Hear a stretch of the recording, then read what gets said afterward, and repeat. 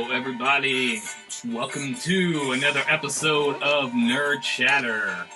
Erik here with Jason, and we have Michael filling in for Brett, who couldn't be here tonight. So, let's get started. We're clipping on that, but that's okay. That's usually what happens here at Nerd Chatter. Tons of audio issues, and me not correcting them.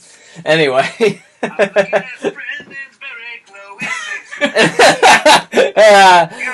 And then podcast is going off while, because we keep it professional around here.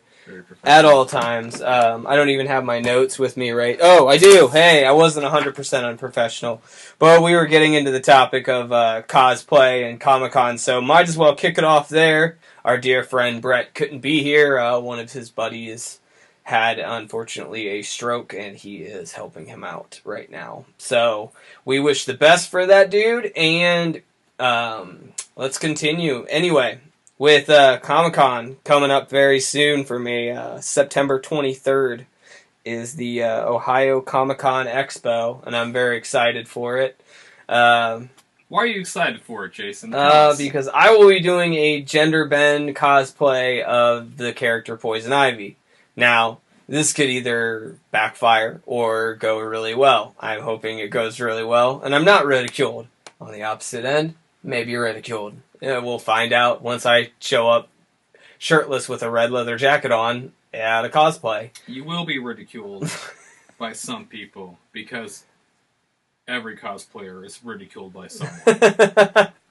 This is true. I mean, maybe I'm not sure. by people there, but people that don't understand cosplay will be ridiculing you. You can guarantee that. I'm fine with that. Yeah, no, as you should be. Yeah, to speak about it plainly, like I told my you want to impress your peers, not people whose opinion you don't care about. Yeah, well, the other thing is that I was telling my NP about it. And my MP is my nurse practitioner that I work under.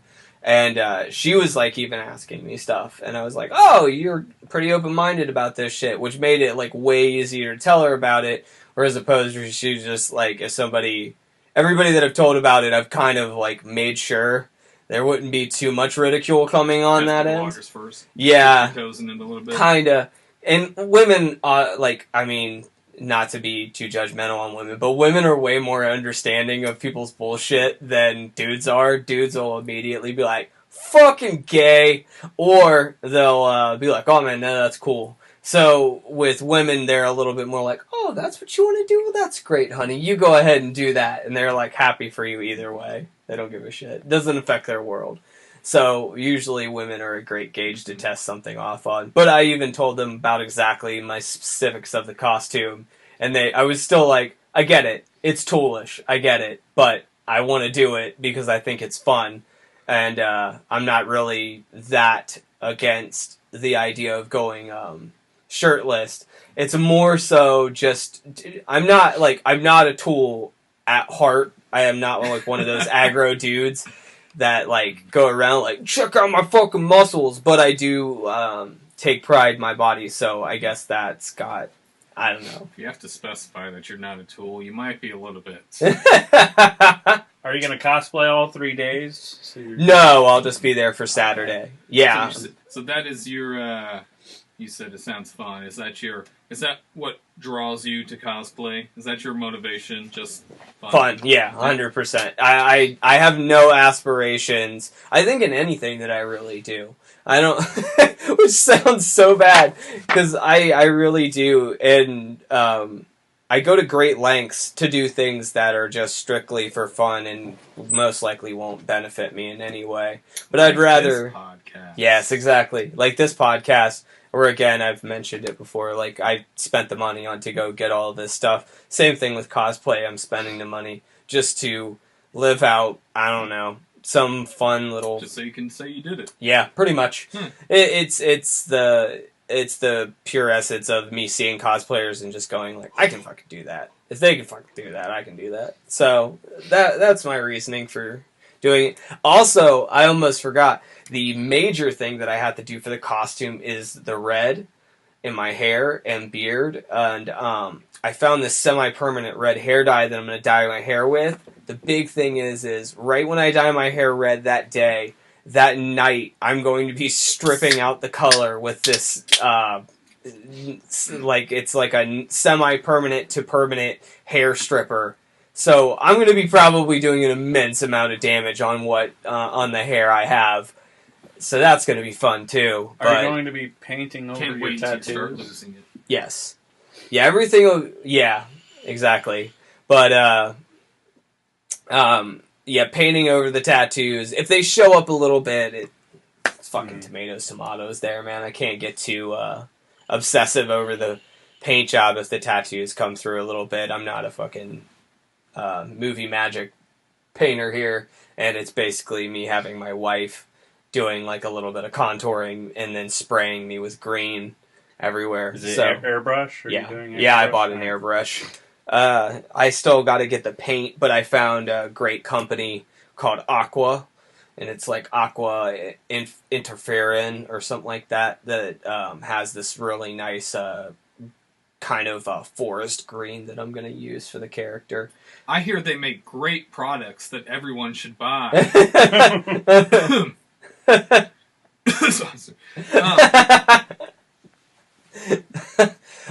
Pay us. Anyway, yeah, no, but I just want to make sure that my costume at least pulls off. I bought a shit ton of leaves and everything, and I've actually went and bought shoe polish because the jacket that I even bought is a little too bright red, and I'm trying to dim it down with like this darkened shoe polish to kind of give it a more dingier look. So regular Poison Ivy either goes barefoot or wears like, I don't know. I'm wearing straight up some designer boots. Oh, yeah? Okay. Yeah, some designer burgundy boots. So you're not going barefoot? No. I felt like that would be silly anyway. Yeah. It's not really needed. Nobody's going to be looking at my feet for the most part. Are you going to stuff so you have a nice bulge to draw attention? I'm not that the Goblin King look. Yeah, you're gonna go all Jareth on it. I'm not that big on the I have to have a huge dick. Right. So I think I'll just keep my regular dick. But well, hold on though. But would a male poison yes. ivy? Let's think that's my question. Would a male Poison version... Ivy definitely uses her sexuality as a weapon. She's well endowed. Yeah. I feel like though the male version of that would be muscles then. If you're speaking about sexuality, because technically, I mean, the dick is just a codpiece, kind of like the fucking vagina on Poison Ivy is not like extra exposed or anything like that. The tits are. I read Kevin Smith's Poison Ivy run. She doesn't rock camel toe that much. Not that much, no. What were you saying? Sorry. What were you saying about Kevin Smith's... Poison Ivy on one of Kevin Smith's Batman runs. Poison Ivy was very presented in a couple of the shots.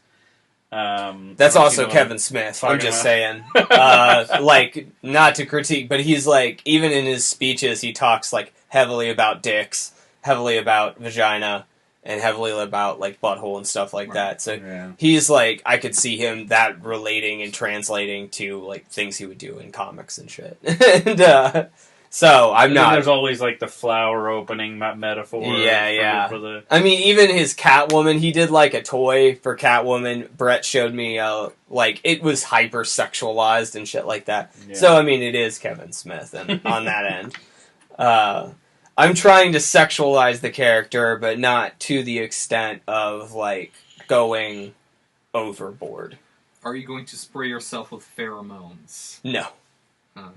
What sort of, are you wearing pants? Or... Yeah, I've got these forest green jeans that I'll be wearing. Okay. So you're not going to wear, like, shorts with, like, leaves on them and, like... to show off your butt? No. Are they going to be tight? I'm wearing skinny jeans, yeah. All right, yeah. Well, so I've got skinny. Well, there you go. It's going to be show off the the clothing. Ass a little bit. The clothing's going to be tight. I made sure of that. Jean shorts. Even the jacket's pretty tight. Pretty much everything's fit to wear. Okay. And I mean, that makes sense for the character. Yeah, and like the jacket, I'll probably keep open for most of the day. It'll be kind of hard to keep the jacket on, to be honest with you, because it is really heavy, and being in there, especially with the dude sweat that goes on in there, man, and the smell, and just, like, Erik had the best comment last time we went. He said if they have two options, they can either protect their collection or they can take a shower. I was like, that's fair. Okay. And I mean, it's true. I feel like that's what those dudes are doing, is they're just like not showering and making sure their collection is pristine. And I mean, sometimes it's like, I could shower, but this eBay auction is ending in 20 minutes. I can't move away. I should continue to stay right here until it's over. Oh, people think we're just making fun of nerds, but it's true. No, I am partially talking about myself. No, yeah, we're all talking. We're all talking in the culture because we're all part of it in some way, shape, or form. Yeah. I work from home. I have put off showering for reasons like this before. I mean, I do shower regularly. Don't get me wrong, but if we have been postponed sometimes for some really nerdy reasons. Oh, of course, and of course. I mean, I've held off on some certain things that I've wanted in eBay, and maybe have not showered as much as I should, watching that price and seeing where it goes. Sure. Yeah, that's understandable. I could bathe, but I would have to stop this marathon of this TV show I'm watching. Oh yeah, I've done that definitely. Which is what for you right now? Especially when I work from home. No one's around me to smell me. Whatever, dude. I have a wife, and I did that for Westworld. I was just like, fuck showering. I guess I'm watching Westworld until it's over. Yeah. And that's all I did. I just watched it until it was over, and then I was like, oh, I can shower now. Cool. Right. And I just didn't want to do anything else. It was hard to kick my ass even into the gym. See the Westworld, was it City Slickers crossover? No, but the Billy Crystal I'm crossover? sure that worked out great. Yeah, it was. I've never watched Westworld, but I liked the. It was Funny or Die, I think. Oh, I'm sure they usually do a pretty good job on their comedy skits. It was bad. Billy Crystal and what's his name, from like one of the Home Alone Bandits. Yeah, Stern. Stern, yeah.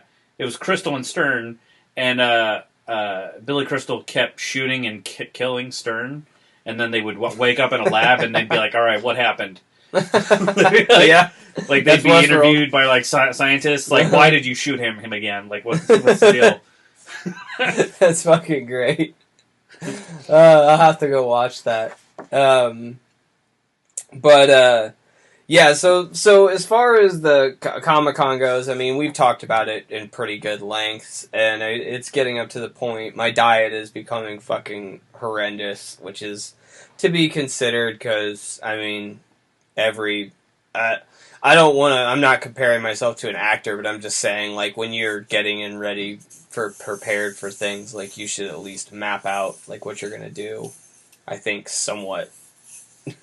Instead of just, being like, yeah, my body will be okay for whatever it is I'm doing. Like, I don't want to fucking show up there and then some fat nerd fucking be like, hey, look, he's got a little bit of a pooch right there. Like, because that's what would fucking happen. Like, when you go the way that I'm going, you open yourself up for a lot of criticism and judgment, just in general, just from regular whatever people. So, I'm ready for that as well. I'm sure that'll come in droves. I would say, as a comic book artist, I'm excused for being overweight, but there are so many comic book artists that are in great shape. Like, have you seen Greg Capullo? He's got those he's cannon arms. He looks like he works out every day. And he probably does. And a lot of those dudes, it's more so the new generation, though. It's not like the older guys. Like, I haven't seen any of the older guys that are in shape. Tony Moore, like, he's in really shape. good shape. Mm-hmm. He posts photos of himself naked to, like, show off his back tattoos and stuff. I'm trying to think of like, a lot of really overweight comic artists. Most of the ones I think of are pretty fit, so... Really? Like, well, I guess, my idea of fit and maybe your idea is might be a little bit different. Because, like, when I think of fit, I think of, like, muscle and, like, being athletically. I didn't say muscular, I said fit.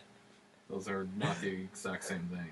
Well, I assume, like, when I think fit, though, is muscular will qualify as fit, yes. But fit is not necessarily muscular.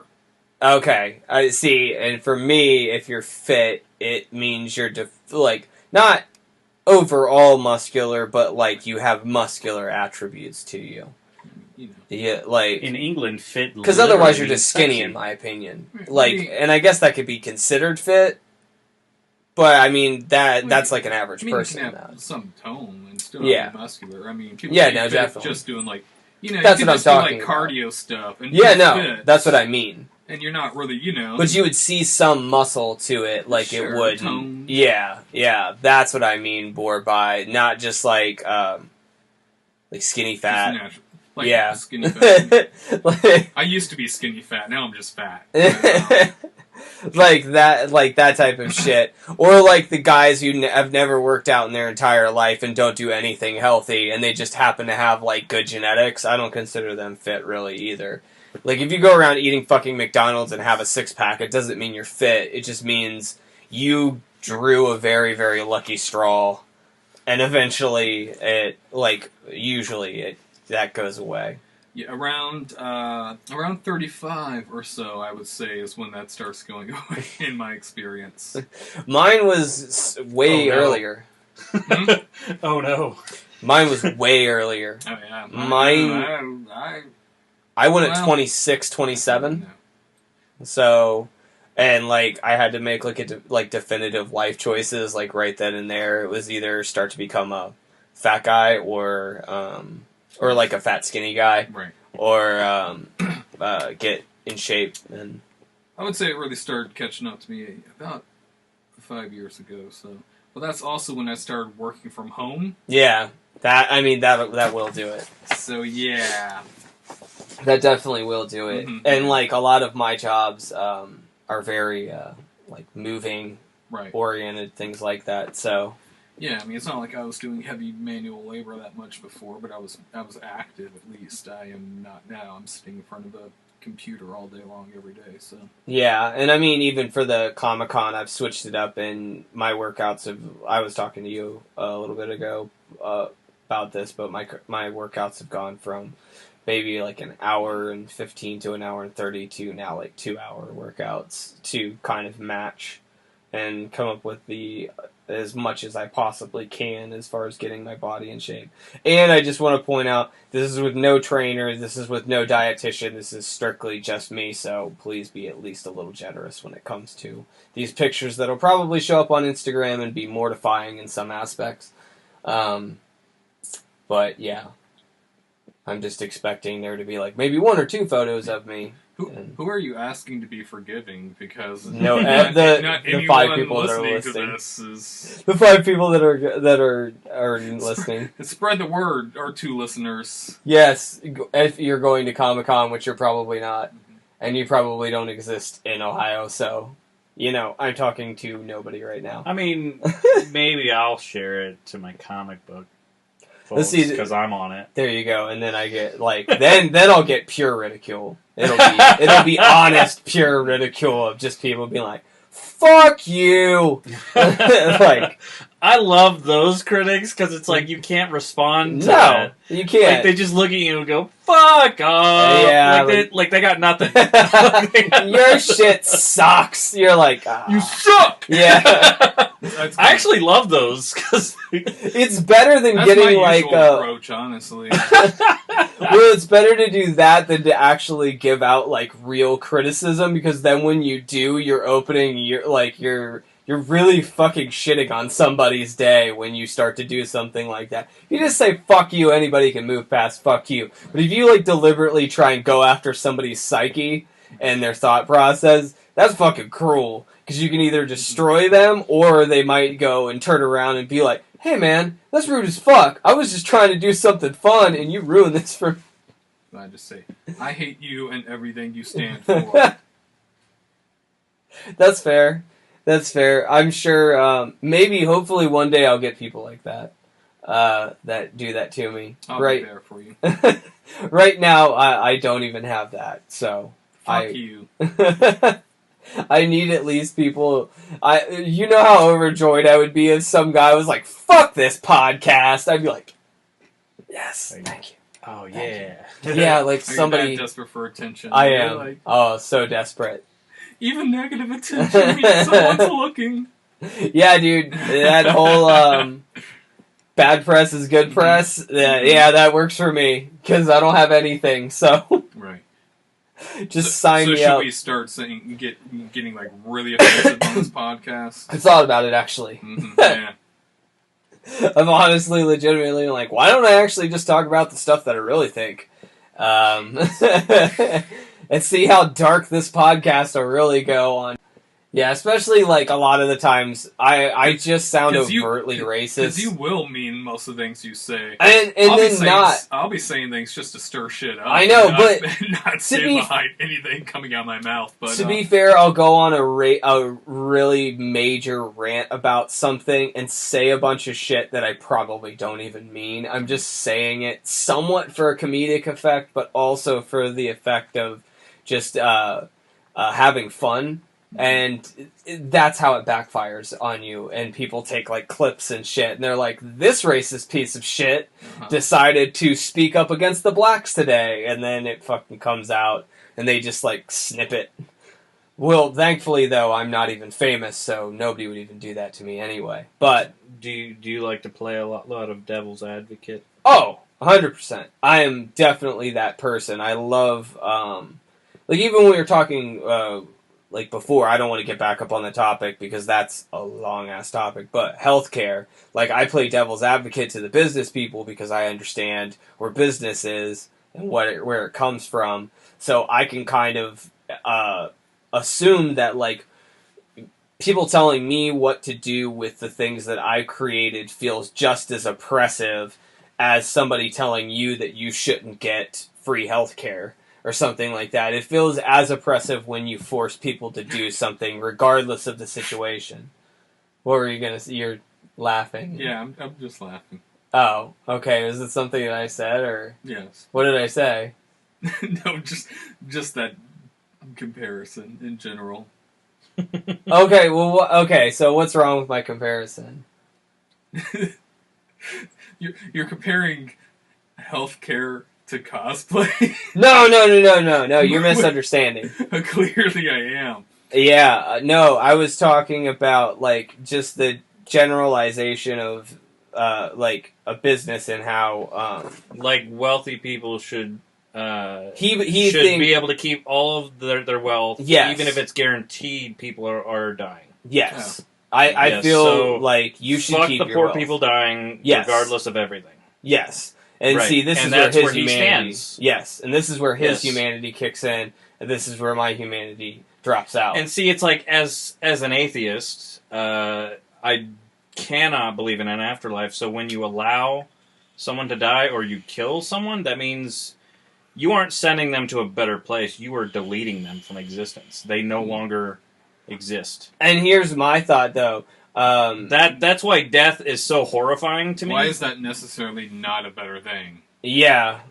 Devil's advocate. Oblivion is not... Have you looked around? Oblivion sounds hold pretty on. good sometimes. I've accepted it. I'm okay with eventually just dissipating into the void. But how much, like, people of humanity that you've met that you're just like, yeah, I could see this person, I really hope you die. Like, I've had so many instances, and that's Besides just from Trump. working at my job. Just from working at my job. Like, solely. There's people I've met that I'm like, if you die tomorrow, I do not care. And that's coming from a person who's in healthcare. So I say that every time I look in the mirror in the morning, and that's called self-deprecation, and Not exactly the same, but at the same time, man, like, people have no regard for, like, how fragile of a system we really have going on with even healthcare. Like, if you just gave everybody free healthcare right now, like, let's say we took healthcare, we did exactly what you wanted to do with it, which would be, like, taking it and saying... I didn't propose a plan. No, I'm just saying, like... thought I was no, suggesting. No. I'm suggesting... you know what? I misspoke. I misspoke. Not your idea. This is not your idea, but I'm saying let's take the idea and expand on it. So, let's take the idea and give everybody free healthcare and make everything medically free. You would have people dying anyway. Because... what would end up happening is then people would just be allowed to live for so long that poverty would become so extended, like poverty would just become massive. You would have so many more poor people. Wealth is a man-made concept, and we can make it whatever we want it to be. We can. Yes, we can. We could be colonizing other solar systems right now if we weren't holding each other back. We could, man, but it's also great to fuck a chick in a Corvette. Like, I mean, I'm sorry, but I want the ability to make enough money. By now, but no, I want to fuck a chick in a Corvette. Yeah, I want to. I mean, toilet. Like, but you got to have the yin and the yang. You can't. That's why there can never be just one thing. Like, we're gonna go extinct before anything cool happens. I will tell you this. I think 100% will eventually become like some kind of robot species or some shit like that. We're just going to eventually learn to download our consciousness into some kind of mechanical form that can live forever. And I think that's just where we're going. Honestly. Because what's the next succession other than to just eliminate all disease, everything in one foul swoop by making yourself a superior being? What is the one superior thing that's catching up with us nightly? Like, I mean, literally, we're minutes away from AI, it feels like. Minutes. And so I definitely could see us just being like, you know what? This whole meat sack thing's not really fucking working out, so why not try a different form? Because really, what is the human body other than it's just a meat sack? Our consciousness is the real thing that matters. It's what makes us us. So... Which why in itself is simply a reaction to external stimuli over time. Yeah, so if we could make that same thing, like take the character Vision from the Avengers. Basically, he can feel and touch and kiss and do everything that everybody else can do, but he's a robot. But he has all those same sensations. So just apply that. And there you go. That's what you got. You just got a person that's now a humanoid / android type being, but has consciousness and is able to live for thousands upon thousands of years and go out in space and not have to breathe and shit like that. Like, that sounds terrible. That sounds pretty awesome to me, because if you could implant all of the good shit and take away all of the bad shit and inferior shit that we have, like our inability to stay underwater, our inability to lift certain objects, and you just apply all of that and make us into some super fucking robot that can do all of that, but also can feel and have all of those. Or we withdraw into the... destroy ourselves that much quicker. Maybe, yeah. And well, I was going to say, or we withdraw into the quantum, yeah, and seemingly poof out of existence. We could go that route. Yeah. There's a million bajillion fucking likelihood scenarios of how we could either go extinct or progress and become something different. I mean, you could feasibly extend consciousness infinitely if you project it into the virtual. Yeah. You could experience 1,000 lifetimes in a second. That's true. You know. I mean, so I guess in the virtual world, as opposed to the real world, what would be the difference? And then what would you inherently call real? I guess even this realm and how we exist, you could just say that's one frame of mind. Because technically, even the virtual world is a world itself. like, as much as people don't want to acknowledge the fact that, or wouldn't acknowledge the fact that virtual reality is just something man-made, it is in itself could be a realm in some other world, a dimension. I used to manage property in Second Life. I know what you're talking about. So we're all retiring to San Junipero. All right. Yeah. What is that? An episode of The Black Mirror. Anyway, that was a great fucking stroll off into deep conversation. Other big news. So I don't want to go too far into it. I spoke with a possible rape victim over the phone. I don't know if you saw that actually when I took the picture. I did. Okay, yeah. So I got on the phone. I mean, I'm not going to say where I worked, but this woman, she gets on the phone and she is talking to us. She had an STI or an STD, whatever you want to call them, same shit. And she started, it was really weird. She started out with, well, I had an STI, I got you guys came, or I came here and you guys prescribed me with some stuff, and I said, oh, okay, good. And she was like, well, now I'm having burning when I urinate and stuff like that again. And I was like, oh, well, what can happen is actually the antibiotics clear out also the good bacteria in your body, which then can give you a UTI. It's pretty typical with antibiotics, especially strong ones. And so what's... Yogurt. Yeah, probiotics, what I was telling you about. What ended up happening is she then leads into, well, she's like, I got a little drunk one night, and somebody had sex with me, but I don't know who. And I don't know if it was consensual. And she was like, so I think I was raped. And I was like, okay, you probably shouldn't be called. Where I'm located, by the way, is not in a place where you would ever call somebody for a possible rape, we'll just say. We're a very commercial business.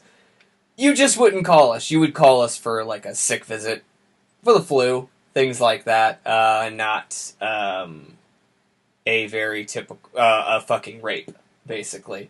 So I'm on the phone with her telling her, like, please, for the love of God, go to the hospital, talk to law enforcement. You really need to dive into this and, do something. She's like, I don't know if I want to actually go that far. Is there any way I can not discuss any of this and just get the testing? I was like, yes, but you've got to go to the hospital at least and explain to them kind of what went on. I was like, you can probably leave out the fact that you were raped, but you do need to say that you had sex, so they have a good understanding.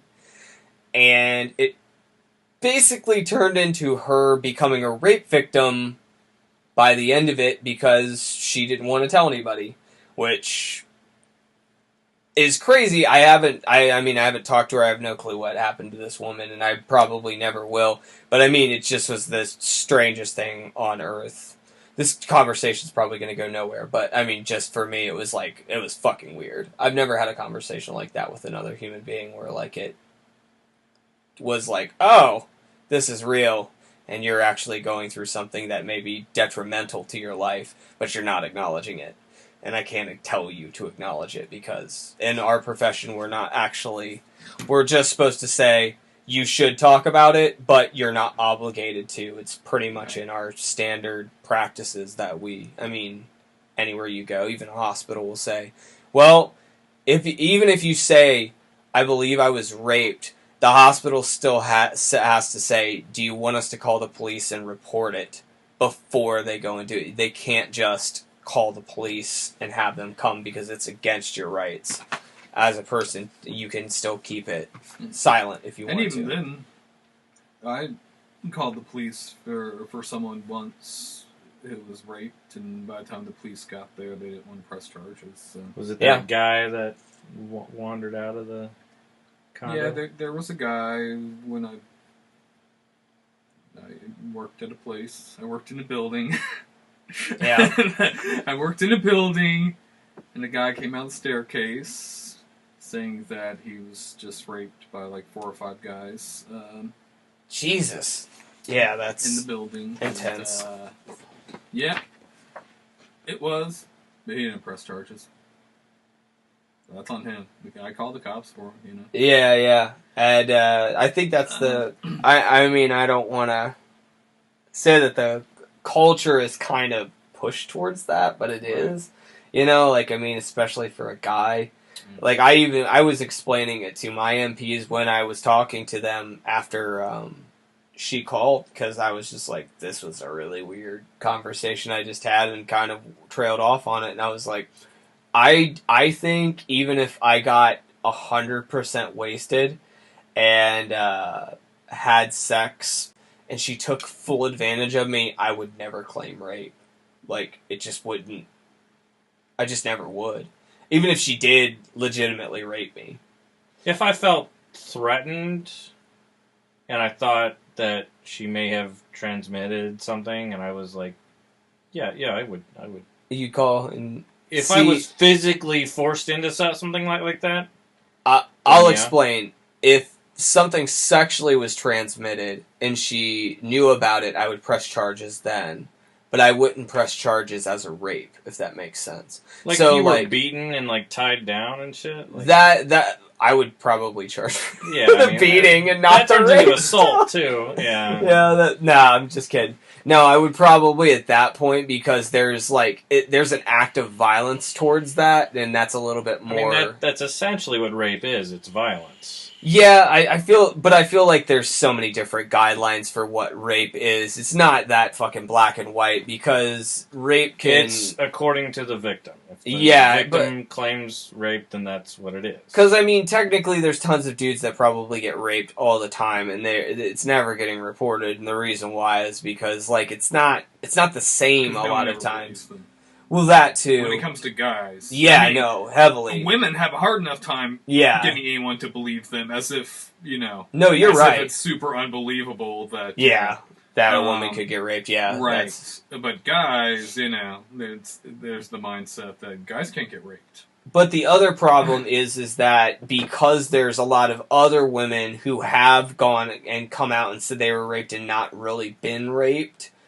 And they've caused that. They've actually damaged that. It's such a minority, but... it is, but it gets popularized. Yes. People latch on to that one, that one time it's happened and try to use that to constantly point to for... It is, and that is why they do that. And I mean, but it is also a good thing upon our culture that we kind of do that, because there's been tons of guys that have been released in jail from DNA testing that they've not and a lot of them were black men that got released they got accused of rape, and then 25 years later DNA testing comes out and they're let go. And it wasn't even that long that the DNA testing came out. It's called their lawyers had to demand to get a DNA test so that they could be tested, and then the law has to turn around and go, oh, our bad, and they still don't even let you out right then and there. Right. You still go through a process, and, which in my opinion, it should be, oh my god, I'm so sorry we destroyed 10, 15 years of your life. How can we make this up to you? In my opinion, is what it should be, because that is a gross oversight, and they just basically threw somebody in jail to throw somebody in jail. But at the same thing, that's what promotes... women not getting convictions and shit like that, is from them pointing to stuff like that. So it works both ways, basically. And I just feel like with this girl, I was thinking about the worst of humanity always ruins it for the rest of us. Usually, yes. That's why there's so many rules. If we wouldn't have so many rules if there wasn't so many fuckheads. Mm-hmm. So, but I mean, this girl, even when she was explaining it to me, you can get the feel that maybe when she got drunk, she had sex with a dude. She didn't feel like it was probably consensual, but she knew that she kind of maybe went with it. So in that, maybe in her mind, that, constituted enough for her to not really do anything about it. Which, realistically, she should have, but... It's a sad comment on society and stuff, but one of my exes used to always say, every girl's been at least a little bit raped. It's fair, but what's the point behind it though? Like, if you're saying every girl's a little bit raped, it's like, yeah, okay, so guys do pressure, I get that, but it is kind of, in a way, part of innocence. Like, you run into these trials. I'm not saying if you're like an older man hitting on like a fucking 14-year-old. I'm talking about if you're both like 14, 15, and like your hormones are driving you to shit. I'm not saying rape, but I'm saying like there's a couple of girls I know that I've potentially kind of like... That's... I don't want to say that I... That's not what these scenarios are.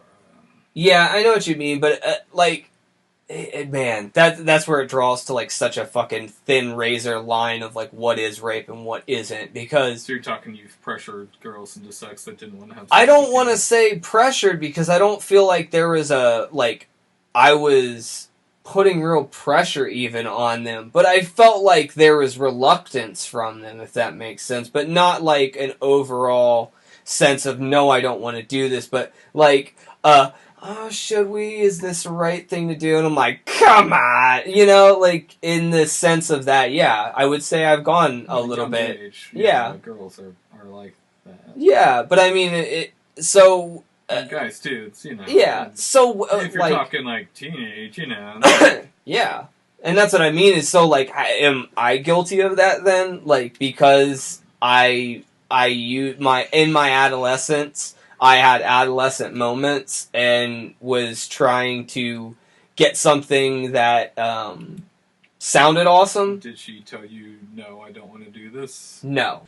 I also know that the first girl I thought I was going to have sex with, I went way too into it and got I went way too romancy, and that backfired, and she made a fucking douchebag out of me for a solid week. Uh-huh. And, she did, what I'm trying to say is like, the girl did equally cruel shit as teenagers do to me, because I tried hard to impress her with something, and then it backfired. And she even did this thing where she's like, what we're going to do is we're going to play a practical joke on all of our friends, right? And we're going to say, that we're broken up, but we're not really broken up. But... she went all around the school and told everybody that we were broke up, and I thought it was a joke, and I was going along with the joke, but at the end of the week, we didn't stop being broken up. So, if you want to talk about cruelty on... Can you introduce me to this girl? Because she sounds amazing. But yeah, this is me probably age 15, 16, maybe? And I mean, that was like my first girlfriend. What were you gonna say? I just feel like, how many accusations of rape and I guess happened a fair amount, but I feel like most of the, you seem really focused on like, people just hitting puberty or just confused about everything in life. I feel like it's a pretty small fraction in all of it, yeah. Rape cases. No, yeah, no. I'm sorry, I wasn't trying to like minimalize it and bring it to this one point. I was just bringing up my references in high school, right. So that led me to kind of making those statements. But yeah, no, rape is very prevalent in our culture, right. And it happens all the time, and it's very awful. And there's tons of guys that aren't confused about anything. Right. They're just dosing chicks, and it's rape. Yeah, that's what I'm saying. We're talking, 14, 15, 16, whatever, like... Even 18, let's... just kidding. I'm just talking about my own self. People are confused. They don't really know what they want. Usually when you're 18, you don't know what you fucking want. Nah. I mean, there may be some kids that have that mentality to be able to do that, but for the vast majority of us, it's even fucking nothing. 20 something. It's still hard. Yeah. I would say once you hit your 30s, you've solidly figured out what kind of person you're going to be. Like you, and if you haven't, there's something wrong. I would hope so before then, but I still think you go through self-discoveries while you're in your 20s. Even like late 20s, you still are going through like, oh, this is not what I thought things would be like. Like, you still have those moments. I don't know. I had a couple of those moments still when I was like in my late 20s. They're very few and far between, I will say, but like still a couple poignant moments. No, I mean, you always are growing and maturing and finding out. I mean, I feel like you're still constant, but just not as drastic as those formative years to like 30. Which leads us to the main thing you want to talk about tonight. But yeah, I feel like the difference between me at 25 and me at 35 is pretty minute. It's subtle. It's there. The difference between me at 15 and me at 25 is drastic. Yes. And I mean, that's what it should be. Right. But I think that's where a lot of people get the idea that... But this leads us into Elvis Presley. Oh, right. Hey, that is a good segue. Yeah, There you go. So, I wanted to introduce a new topic. Since we're going off of such a dark subject, why not bring a little light and comedy to this? Elvis is a fucking pedo. I didn't have anything to add. No, that's fine. No, that's fine. Yeah, it was a dark subject, so it went down a road that I lost my virginity in my 20s. Yeah. I almost wish I would have gone that route, to be honest. Of course, I then went on to have hundreds of partners. Yeah, so. I mean... on that same day. Yes. Yeah. It was a marathon. Yes. Like, I'm losing my virginity in style. Just line them up. Okay, it wasn't hundreds, it was in the 20s, but still, that's... No, but I mean, you get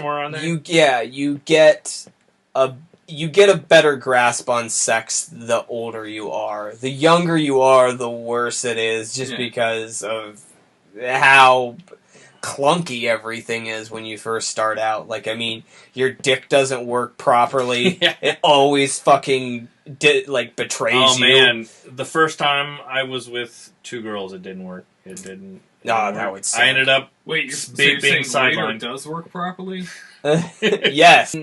I feel like a lot of guys still don't know how to use it properly based on public restrooms. Yeah. It's not that hard to aim, people. Come on. Anyway. It's a fairly large bowl. How do you miss that badly? I don't know, man. Alcohol. I asked the same. No. I like to drink. I do not have even a better question, how do you shit onto a wall in a public restroom? How do you spray fucking up a wall? That has to be intentional. It has to be. There's no way around it. I've seen so many fucking horror scenes in bathrooms, and I'm like, how did you even manage to do the shit that you did? I imagine every time it's like a severely overweight person, and it just kind of like they got enough like fat back there that it just like sprays it out when it comes out, like Eric Cartman style. In my opinion, I think it's a dude trying to perform parkour while shitting in the restroom, because that's what it looks like when you get out. Doing a handstand. Yeah, he's doing like fucking backflips while shit hits walls. You guys just don't understand my art. Like, it's insane what some people do. But we segued, so I want to segue to this. We segued nicely. And then we went sloppy. So the segue was Hollywood pedos, and I'm bringing up Elvis Presley and Jerry Lee Lewis for this one. And the reasons why is because me and Erik, while we were at the Oregon District, which is in Dayton, Ohio, if you ever want to come visit us, here's a very easy way to. That's going to be my new hang, by the way. I really like that place. Anyway, as we were discussing this, I don't really think Jerry Lee Lewis had any other major hits other than Great Balls of Fire that anybody... You're so wrong. And that anybody knows. You grab anybody from this generation, I told you I was waiting to this to call. There's that other one. You on your bullshit. Name another song that. No, he had a good one because we talked about it after you left. A whole lot of shaking going on. Yeah, I listened to that a couple days ago. You don't know that song? No. You are in the minority. And I guarantee, you know what? That is like the most famous sock hop song. Breathless was a really big one as well. Let's grab, you know what? Let's grab any of your friends. Milwaukee famous. Any of your friends that aren't huge. Super popular song. That aren't your age. So the friends from Philly, those two, the one girl and that guy, they would know that. They would know over Great Balls of Fire. Maybe. I would say not. Yeah, I would Eric's almost. a big movie guy too, though. I don't know. There's a good chance they wouldn't even be able to play you any Elvis Presley songs. So I mean, yeah, that's crazy, but so I don't necessarily have Elvis. That much But faith. to be fair, Elvis has a way larger category or catalog than Jerry does. Of hits, yeah. Okay, yeah. Thank you, Jesus Christ. Well, no, I'm not going to debate that. I thought you were about to though, and I was like, well, whoa. You know. Because I'm just saying for the mass majority. Jerry Lee Lewis. They know Great Balls of Fire. Had and more that's it. hits that he wrote. Well, Elvis didn't write shit. Exactly. He fucking didn't do anything. So yes, Jerry Elvis Lee Lewis did have more hits. Elvis has been stated on several of his interviews that he really had nothing to do with most of the guitar playing, even or the lyrics. Yeah, he was a singer. He never claimed it otherwise. No, There's nothing wrong with that. Yeah, yeah, he was very upfront. I felt about that. He's like. He was like, no. He's a pretty boy who could sing. He's like, I'm taking all these songs from black people and making them palatable to white people because I'm white. Yeah, 100%. Yeah, that's suddenly Elvis. They love it. And I'm like some innovator, and I'm just straight up taking their songs. Yeah, copying their dance moves and just mimicking them, and then making it a part of American culture. Right. Yeah, it's like you don't think about that, but he really was like just mirroring black. He had nothing. Like if you really want to break it down, all he had was when I went into the in depth about Elvis, because when I thought about the marriage that he had with Priscilla. And I kind of extrapolated off of that. So I went from there, and it was like, okay, he met this 14-year-old girl in Germany, decided to take her back to his fucking place in Tennessee, waited 2 years until it was PC to get married to her, and then married her when she was 17, and nobody would have batted an eye. And then everybody was like, he married her, but yeah, he fucked a little girl for 2 years in that whole time he waited, so... and on top of that, even if we're not even counting Priscilla, he had tons and tons of fucking mentions that he went after specifically young girls. 15 and below was his actual preference in women. They all did. Yeah. But I'm saying, like, for how much people idolize this fucking guy and how much he's loved...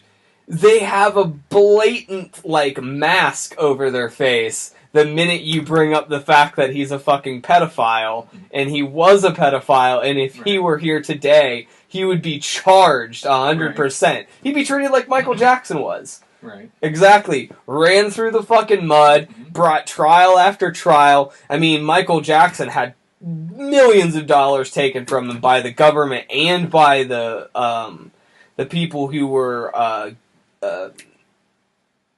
committing him to these crimes. He was paying off fucking lawsuits left and right because he was a pedo, and everybody knew it. He just never. I don't know it. Yeah, I think he was personally. He has too many accounts. I'm not entirely convinced, but how many kids though do you have to have a spend the night over, and then them you accuse you of touching them before you agree with like the. The thing was...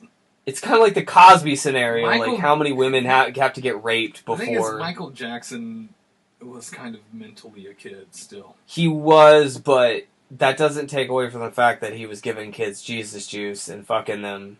I mean, just saying. It really feels like Michael Jackson. I'm not discrediting the man for having great hits. I'm just saying he's a pedo. As far as how many... I'm just saying I don't know. And, no, it's fair. It's fair. A lot of people say that. I just think that... Most of the ones that came forward, their stories changed a lot. They did, but they're also children at the time. And, they're kids, so their stories are going to have fucking holes. They are. Naturally. Yes. It's just naturally going to happen. Who's that? What was that guy? Yeah, but more often than not, it was their parents' stories that kept changing, too. Yes, but it's not so much the parents that I'm worried about, it's the kids in the scenario. And if anything occurred, which I believe... I'm worried about the kids, I'm also worried about the parents taking advantage of the situation. But think about it this way, if the kids were touched and the parents did take advantage of the situation, granted, it may not have been good on the parents' part for what they did, but the kids still could have been touched. I'm saying the kid. Weren't touched at all, and the parents did all the coercing. I'm saying it may have been a 50-50. It may have been the parents were like, hey, we need to exaggerate a little bit on what happened so that we make more money off of this. Certainly he was a bit off. Didn't he admit to, sleeping with the kids? Oh, yeah. No, yeah. He was very upfront about in and of itself is creepy as disturbing. Fuck. It's very disturbing. No. He was a creepy fucker. Saying you sleep in the same... that's kind of like... Jason slept in the same bed with this woman, but he didn't have sex with her. He just slept there. He was... Yeah, no, I mean, he was off. I would not let somebody else's kid lay in bed with me. But this is going back... Now, to adults, that's different. A kid and a grown-ass adult, that is... Yeah, a grown-ass adult who thinks he's a kid. Yeah, cool. I can think I'm Peter Pan all I want. Who knows he's an adult. I can think... Look, dude. I'm not saying it's not weird and messed up. I'm just saying I'm not entirely convinced it was a sexual thing. Maybe. That's my whole argument. It's not 100% irrational thought. Sure. I'm willing to believe... Still weird, creepy, inappropriate? Yes. I'm just debating that I'm not sure it was a sexual thing. Okay, hold on. I'm willing to believe that, but I will say any parent who would allow their kid to spend the night with Michael Jackson is an idiot. No, hold on. Yes, 100%. That's a great point. No debate for me on that. Like I said, I'm not debating you were sure sex was never going to happen. I'm not trying to say it's totally fine. There's nothing. Here's the problem though. When you're a guy and you're going to get a woman, what do? You pull out stops to kind of impress the woman so that you can get sex. So you get things that you would never get as a man. Like you get flowers, or you take them to a nice dinner, or you would, I don't do it that way. I'm not saying you would, but I'm just saying, I'm giving a general... Just meet people who are down to do it. Well, yeah, there's that route too. I'm saying for, some people, for the majority, we'll speak. For the majority, there's usually some kind of courtship along with doing certain things to appease the opposite sex. Well, it's key to be comfortable. That's what did Michael Jackson do? He had fucking roller coasters. He had toys everywhere. If you're going after prey, what is your fucking motivation, or what is the number one thing you do? You do things that accommodate your prey so that you can capture it easier. Pretty much everything he did made him come off as a creeper. Have you seen where you are right now? Huh? Have you seen where you are right now? Well, that gets to a completely different subject. And this could be considered some woman's porn. To be fair. Mm-hmm. To be fair. Some girl could come down here and be like, oh my god, you're that into this? And just look at all this shit and get I got a big game room and stuff. People have said that my house, when you're a kid and you're your dream house, you grew up and that's the house you put together. Yeah, 100%. That's this kind of house. Right. Yeah. But you could find a woman that's into that. I'm not saying I couldn't. I'm just saying you could accuse me Are you saying that you're putting together a house that really appeals to little kids. I see where you're getting at. But no, I've never had little kids over, though. This is an extremely specific... In fact, I get really cranky if anyone brings kids over here, because I don't like kids. To be fair, this would be an extremely specific kid that you were going after if you were going after him. Fair. You would have to like a lot of different, unique shit. Time machine back to the 80s. Yeah, like, you'd have to like a certain generation. Michael Jackson still goes back to what I'm saying is... He had no childhood. He was never allowed to be a kid. And he was... How far does that go, though, man? He was constantly trying to get that. Yeah, obtain childhood. He didn't have. Yes, but how far does that psyche go? With little kids and with little kid things. Because he so desperately wanted that childhood. And yet you have people like Macaulay Culkin and Corey Feldman and shit like that talking about rampant pedophilia in Hollywood. Mm-hmm. And they both were a part of Michael's crew. Didn't Corey even say that something happened... Like with a very famous person, and they were afraid to point him out? He's alluded. He is always super, super defensive of Michael Jackson. Also, he is. His persona these days is completely emulating Michael Jackson, which gives it a whole other... But what happens to... and Corey Feldman, obviously, a little messed up. So hold on. But what happens to kids that are molested by their molesters? They take on the persona of their molesters. That's what I'm saying. They grow up to be exactly like their molesters, though, too. They mimic their molesters. That's actually what I was getting at. So then it gets a little, like... Gets a little fucking rocky. Gets a little rocky. And it's not like Macaulay Culkin has had a treasured amount of years of health and great... Culkin's awesome, though. He is awesome. He seems like he's better Underground. Oh, yeah. That is hilarious. It's all awesome. But, I mean, it's all from, like, pain and other shit that's gone on in his life. His look is not that of a person who's had a normal life in any aspect of the sense. So, I mean, I would assume that... And especially because Macaulay Culkin was kind of targeted for his cuteness as a kid, that he probably got touched a lot. Just saying. But, yeah. I mean, to say that Michael Jackson didn't, I just feel, he probably did. Yeah, he probably did. Yeah, probably. And same thing, Jerry Lee Lewis is probably the easiest target if you ever wanted to go after a pedo. He fucking married his 13-year-old cousin. You can't get any more clear cut than that. And he did it while she was 13. This is the direction... Like, let's talk about pedophiles. No, you guys critiqued and said that I'm just critiquing that you don't know Jerry Lewis. Okay. And because you only know one Jerry Lee Lewis song... You think that the rest of the world has... Do I have to know more Jerry Lee Lewis songs, though? And I mean, how many people do know more Jerry Lee Lewis songs? You don't have to know any songs, period. It doesn't really... It's not really... How many people would you say right now know more than one... No more than Goodness... Or just Great Balls of Fire, I guess what it's called. Or whatever. Great Balls of Fire, yes. So... Kids born in the 90s, I guess. I would say that's even probably pretty limited. I would say people who know Jerry Lee Lewis. So fans? No. People who know who Jerry Lee Lewis is.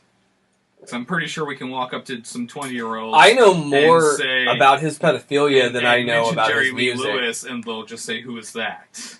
That's fair. Yes, you're right. So anyone with a passing familiarity with Jerry Lee Lewis, I would say that more than that. I would say 90% of them. I would say opposite, actually. I would say you would get the vague most where you would be like, "Hey, man, do you remember that song, Great Balls of Fire? Do you remember who wrote it?" And if they could passably say Jerry Lee Lewis, I think you get a lot of people like that.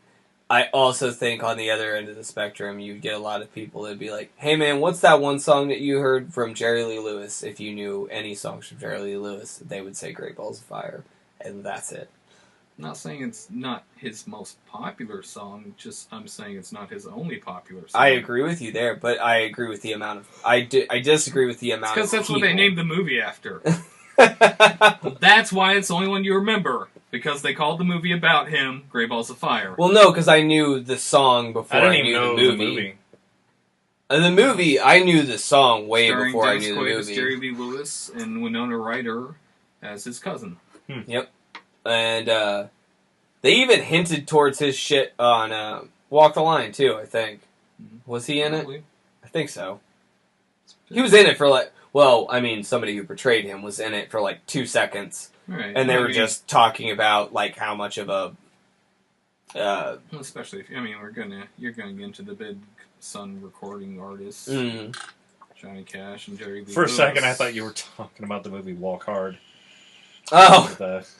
Even in Walk the Line, though, to be fair, they reference Elvis as a fucking puss hound. Like, Walk Hard was the joke one. Yeah. But, I mean, they talked about Elvis being, like, that big. Like, they said along the lines that he was, like, a fucking... The whole story is, there's only one of his actress co-stars in all the movies he did. There's only one of them he didn't sleep with. I believe that. And pretty much all of them claimed they were the ones. Yeah. But that he didn't sleep with, but supposedly, like... There's one woman that's telling the truth. Yeah. But nobody will ever know, basically. Right. Yeah. Because every time a woman goes, no, seriously, I didn't sleep with him, everybody's like, right, you didn't sleep with Elvis. Gotcha. Like, I mean, hell, if he wanted to rape somebody, he would probably be able... He could have been the Bill Cosby of rape, just as Bill Cosby is the Bill Cosby of rape now. Ain't nothing but a hound dog. This is very true. This is definitely... But, yeah, fucking Elvis, man. That's in 14-year-olds, whatever. Yeah, can't... Still, somehow to me, less creepy than Steven Tyler, but... I agree. Yeah. Well, that's because Steven Tyler is creepy.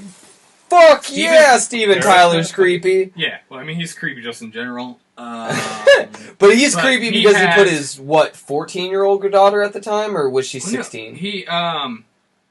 Where she danced on on top of his fucking car. Well, never in mind his video. that.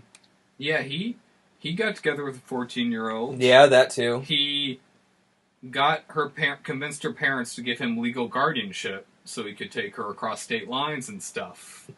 There's a couple of dudes. That makes it Ted Nugent did the same. Yeah. That girl was at least 17. Still creepy. Yeah. But at least closer. Psycho. At least right there, like... I mean, technically, 17 is legal in many states, but he's on tour, so it's still weird to me, yes, but... It's a little bit more agreeable, basically. Yeah. As far as getaway purposes. It's still creepy. Oh, super creepy. You know. It's always super creepy when you get something like that, but at least people can go, I'll give this one to you, Ted. You're still fucking gross, but I'll give it to you. But maybe he could have married her and stays in, but if he's going on tour and wants her to come with... Yeah. I don't know. Yeah, it's still creepy, but... Steven Tyler got legal guardianship of a 14-year-old, and then gave her back to her parent. She got pregnant when she was 17. He convinced her to have an abortion, and then immediately returned her custody back to her parents. Well, of course, yeah, that's what you do in that situation. You get rid of the evidence, and then you hand it back to whatever it was with. Yeah.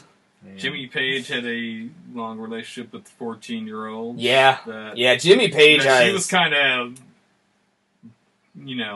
even by her, and she somehow, I feel like she doesn't even talk that badly about the relationship. But even in her version, she was basically, like, kidnapped and forced, That's what Priscilla was explaining, but she was, like, trying to make it sound like it was a glamorous life at the same time, and I was like, no, No! This is Stockholm Syndrome shit. Like, what are you talking about? And if I'm not mistaken, the girl that, the 14-year-old that was in a relationship with Jimmy Page, this was after she already lost her virginity to David Bowie when she was 14. Because he had been pursuing her for a while. And, Alright, you guys just continue the conversation because I feel like I'm about to fucking burst. I've got to pee. So, I'll be right back. You guys talk about pedophilia some more. There's no... I mean... Oh, shit. I was going to ask... The thing is, you know, all these rock stars, like, you know all of them have fucked underage girls. No one. It used to back be in the day. No one's checking IDs. Yeah, when the groupies go when the groupies went backstage, and then they were all like drunk and stoned. No one's checking IDs. It's a body, and you know, which is creepy enough, but it is. I would argue even creepier when they actually want a relationship. When they're dating a 14-year-old. Yeah. It's creepy either way, but do you know, are you into like history much? I've never heard you talk a whole lot about like I don't talk a lot about historical figures and stuff. Well, I was trying to remember like what is the youngest dear heavens. I feel like I know the direction you're going with this, and the youngest I was gonna say like ordained like king or queen or right. Like what is the youngest that's happened? You know, like queen, I guess. Very, very young. I don't. Like I know we hear the stories and we think, oh, they must have been adults, but I'm sure half the time they were underage. Like, oh yeah, I mean, we're getting into history. Oh, yeah. I asked okay. what do you think the youngest? We're basically talking about all of history. Oh, okay. Yeah, my dick was about to like explode, and I was like holding it in. Turned on by all this pedophiles? Oh, 100%. You're like, yeah. Sorry guys, we're about to take a little.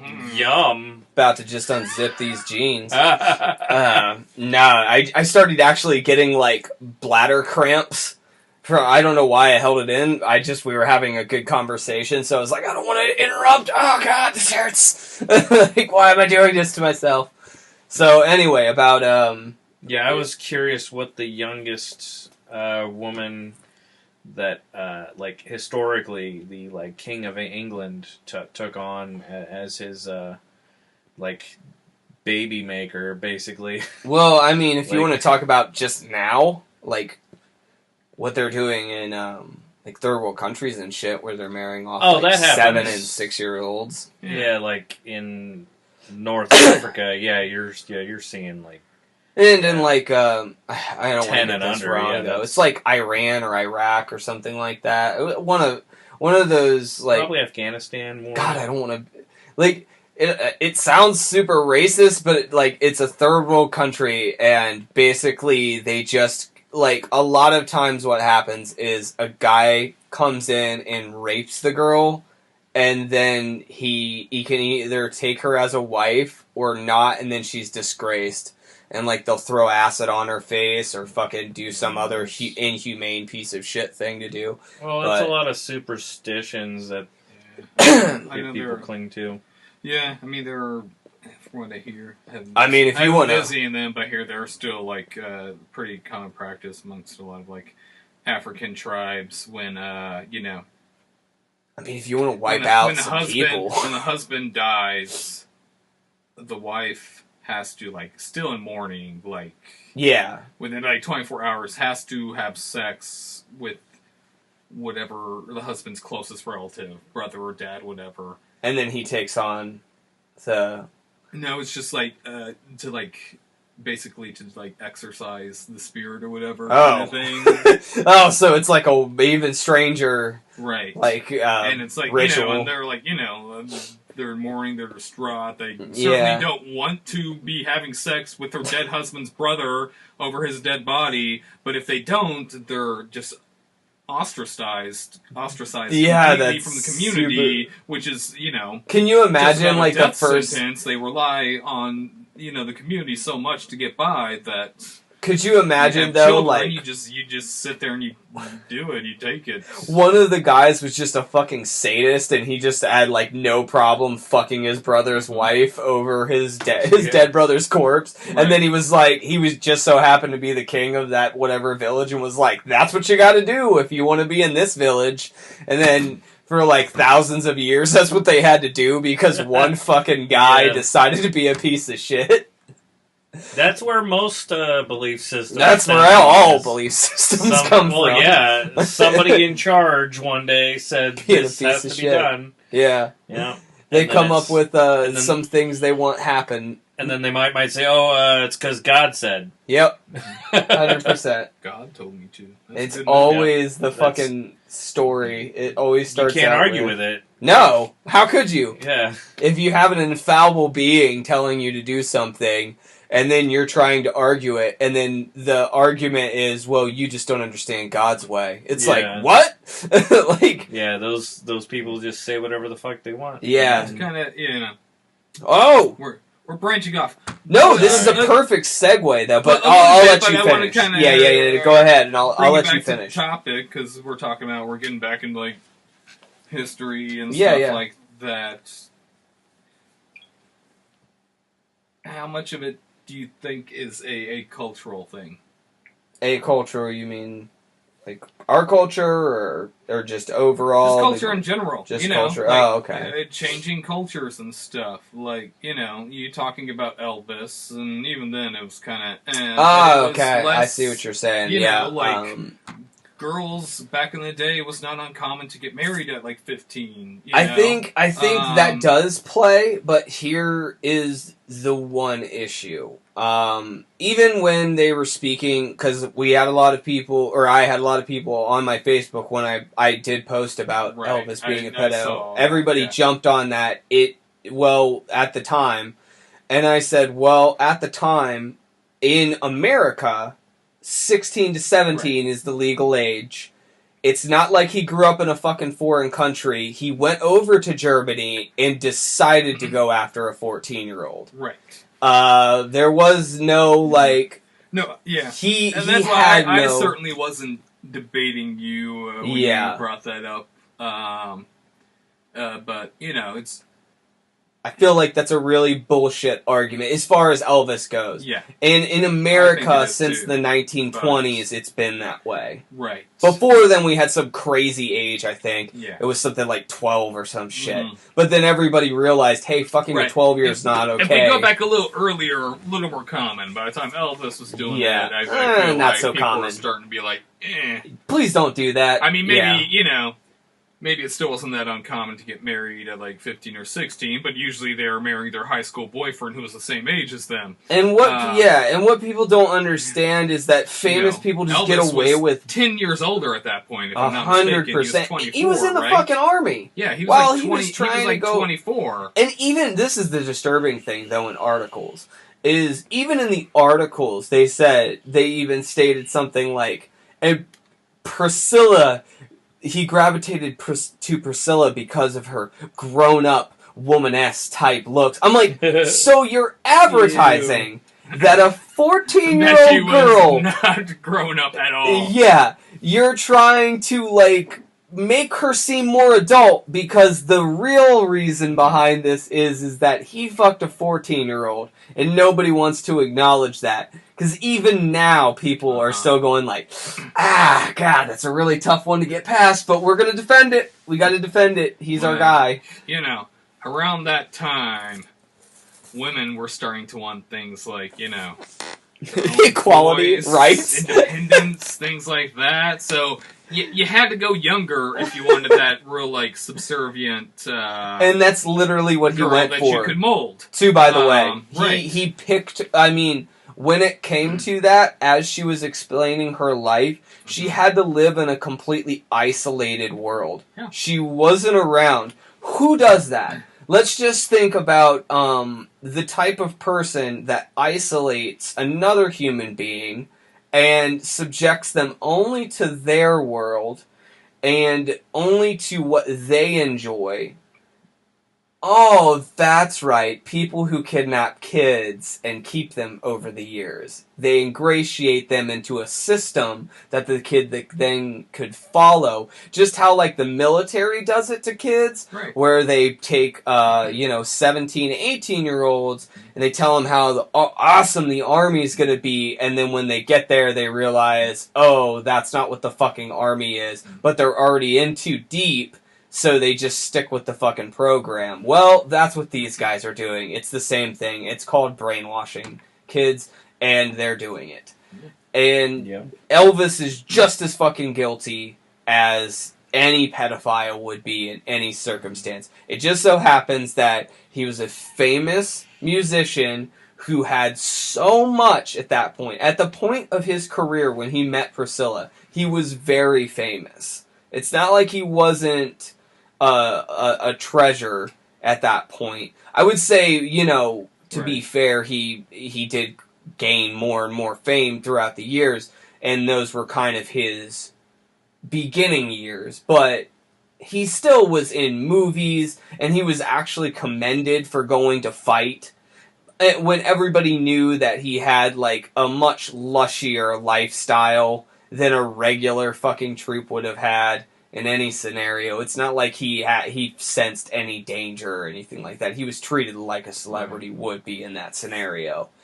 So it's silly to think. And meanwhile, if you are a guy who was drafted, why would you be able to pick up a 14-year-old in Germany while everybody else is fucking banging German hookers and shit? Like.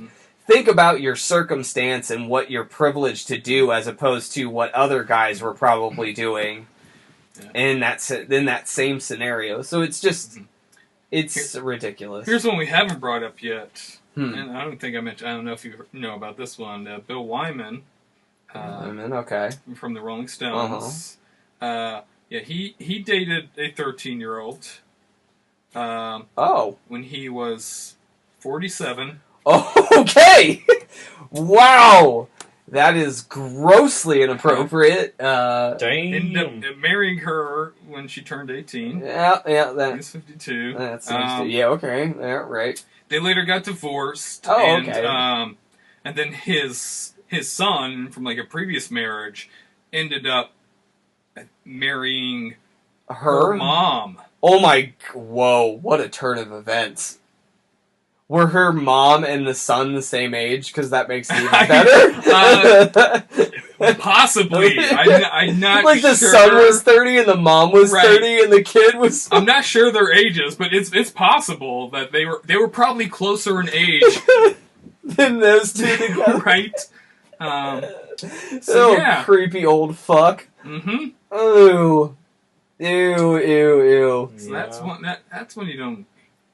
Maybe not quite as much because Bill Wyman's not as, as big of a name. What? But he gets overshadowed by, the bigger Mick Jagger and Keith Understandable. Richards a little bit. He's still a pretty big name. He is, but I mean, if Keith Richards was to do that, that would be like public news very quickly. If Mick Jagger were to do it, they would be very public, very fast. It's not like they haven't hooked up with plenty of underage girls. No, yeah, but they get like I said, they get away with it. They just maybe didn't date them for they didn't make it fucking public, right? So public, to where everybody in the U.S. They kept it to the tour bus and the motel room. They're like, look, we just fucked little girls on our bus and then kicked them off. Right. We weren't trying to abduct them, right, and keep them. Mm-hmm. So that God, that was really rough to handle. I mean, shit. Elvis seems like a baby compared to that scenario. That's disturbing as fuck. It's creepy. Yeah, there's, What? We haven't even gotten into Gary Glitter yet. Oh, God. Who's that? But isn't he in jail still? I think he's still in jail. I think he might be. Yeah. Oh, Gary Glitter is notorious for kids. he got into a lot of trouble, though. I mean, they found, like... Didn't they find child pornography on him? I think they... I'm pretty sure they did. Is that movie director you were telling me about, that everyone likes his movies, and then he, like... No. Didn't he go to jail or something? He got out, and then he made... Not the one that went to jail is not. No. Roman Polanski's the one that fled the country. Roman Polanski was smart about his kid touching. Maybe we're talking about Victor Salva's new movie is coming out, Jeepers Creepers 3. Yeah, and he, like... That's what we meant he had to segue creepy kid stuff in his movies. Yes, he does. Watch Jeepers Creepers 2. And if you've already seen it, watch it again. Yep. Very uncomfortable. You'll get uncomfortable the minute you start watching it, because really, you start if you take outside the idea of it's just a goofy kid, like, you know, teenage film, and you put in the idea of it's a creepy dude, that's a pedophile making a film. You totally understand that it's a creepy dude making a film about teenagers, like, so that he can see them. Like the monster in those movies can easily serve as a metaphor for the director. Yeah, 100%. Wow, really? Yeah. Shit.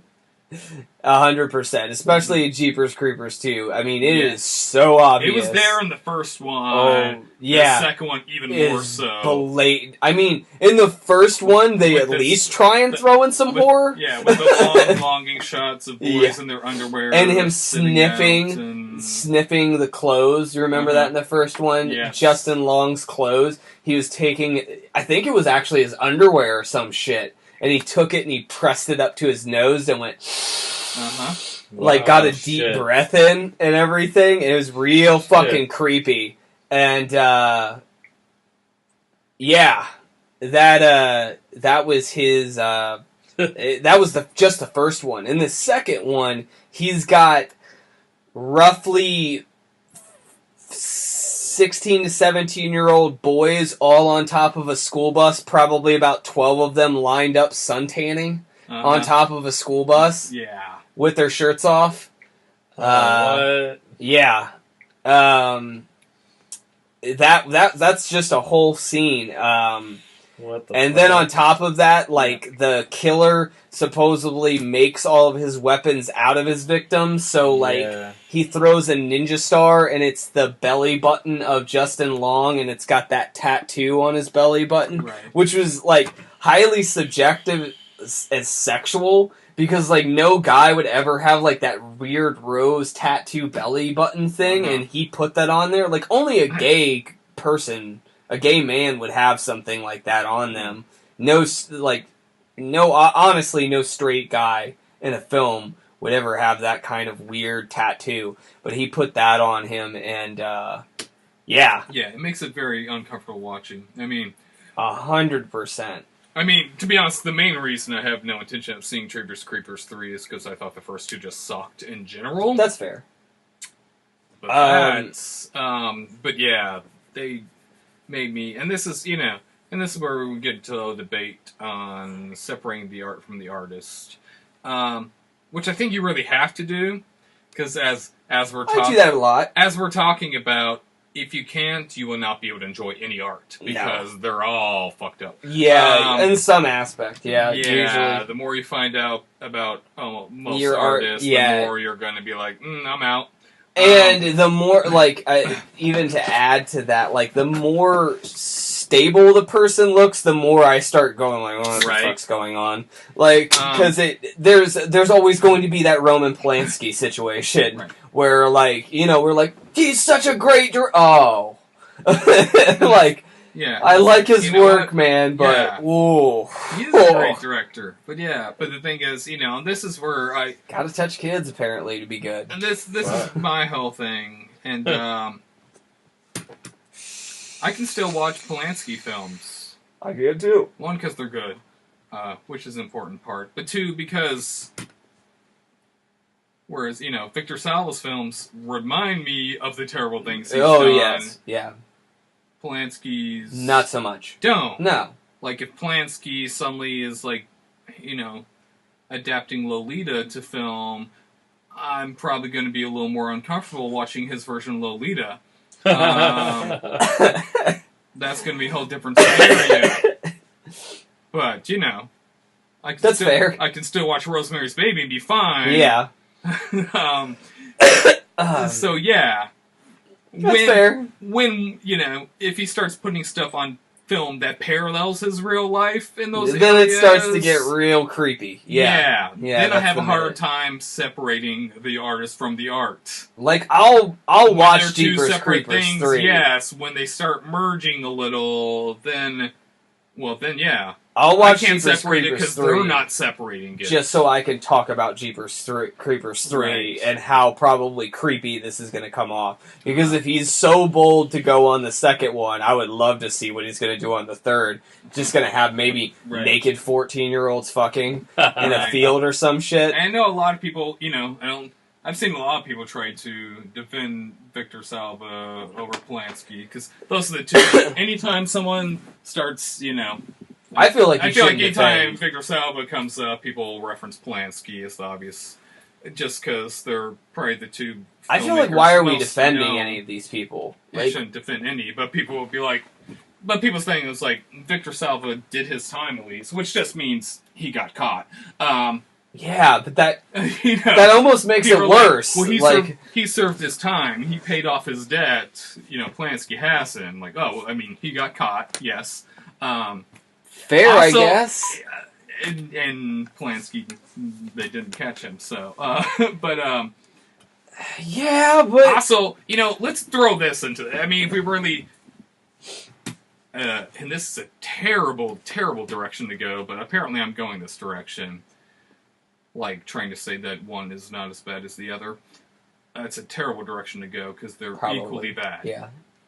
I feel like I'm not trying to say one is worse than the other. This is why there's a lot of backpedaling that you're doing right now, where you're like, I'm not trying to say pedophilia is good, but...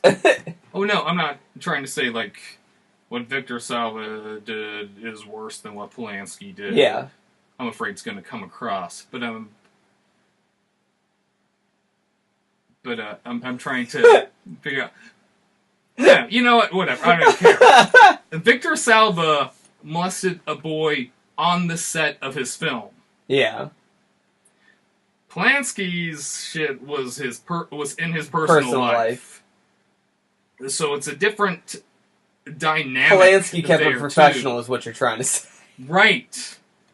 Like Victor Salva. That's really funny. That's a weird line. His private life from his It's still work. messed up, but I mean, it is. It's so fucked up, but it's funny to think that. But on the set, he didn't touch kids. On the set, doing like what Victor Salva did on the set, it's much more an abuse of power thing. Oh yeah, 100%. But you wouldn't think that maybe even... I would say that probably... I mean, even though Roman Polanski didn't do it on set, he probably still used his power of being Roman Polanski. Probably a little bit. Yeah. Yes. So that's still a factor. But not as much power as you would have over somebody's career if they didn't do what you said. Which is what happens in Hollywood a lot. Right. Yeah, I get what you're saying. As opposed to just using his celebrity or whatever. Yeah. Just to be like, look, if you don't suck this dick, you will never work here again. Right. And that can happen. Like, a lot of people have talked about that. Polanski might have used his name, his popularity, his celebrity, whatever. But he still, in that scenario, wasn't really in a position of power other than just being an older man. And, and being who he is. It's not like he got to use, like... It's the difference between, like, unfettered power and having just a little bit of gumption to get you in. Right. Whereas, like, a Roman Polanski, it's like, I could probably get somebody to get me a little girl, and it'll be, like, I'm using my power, but I'm not really.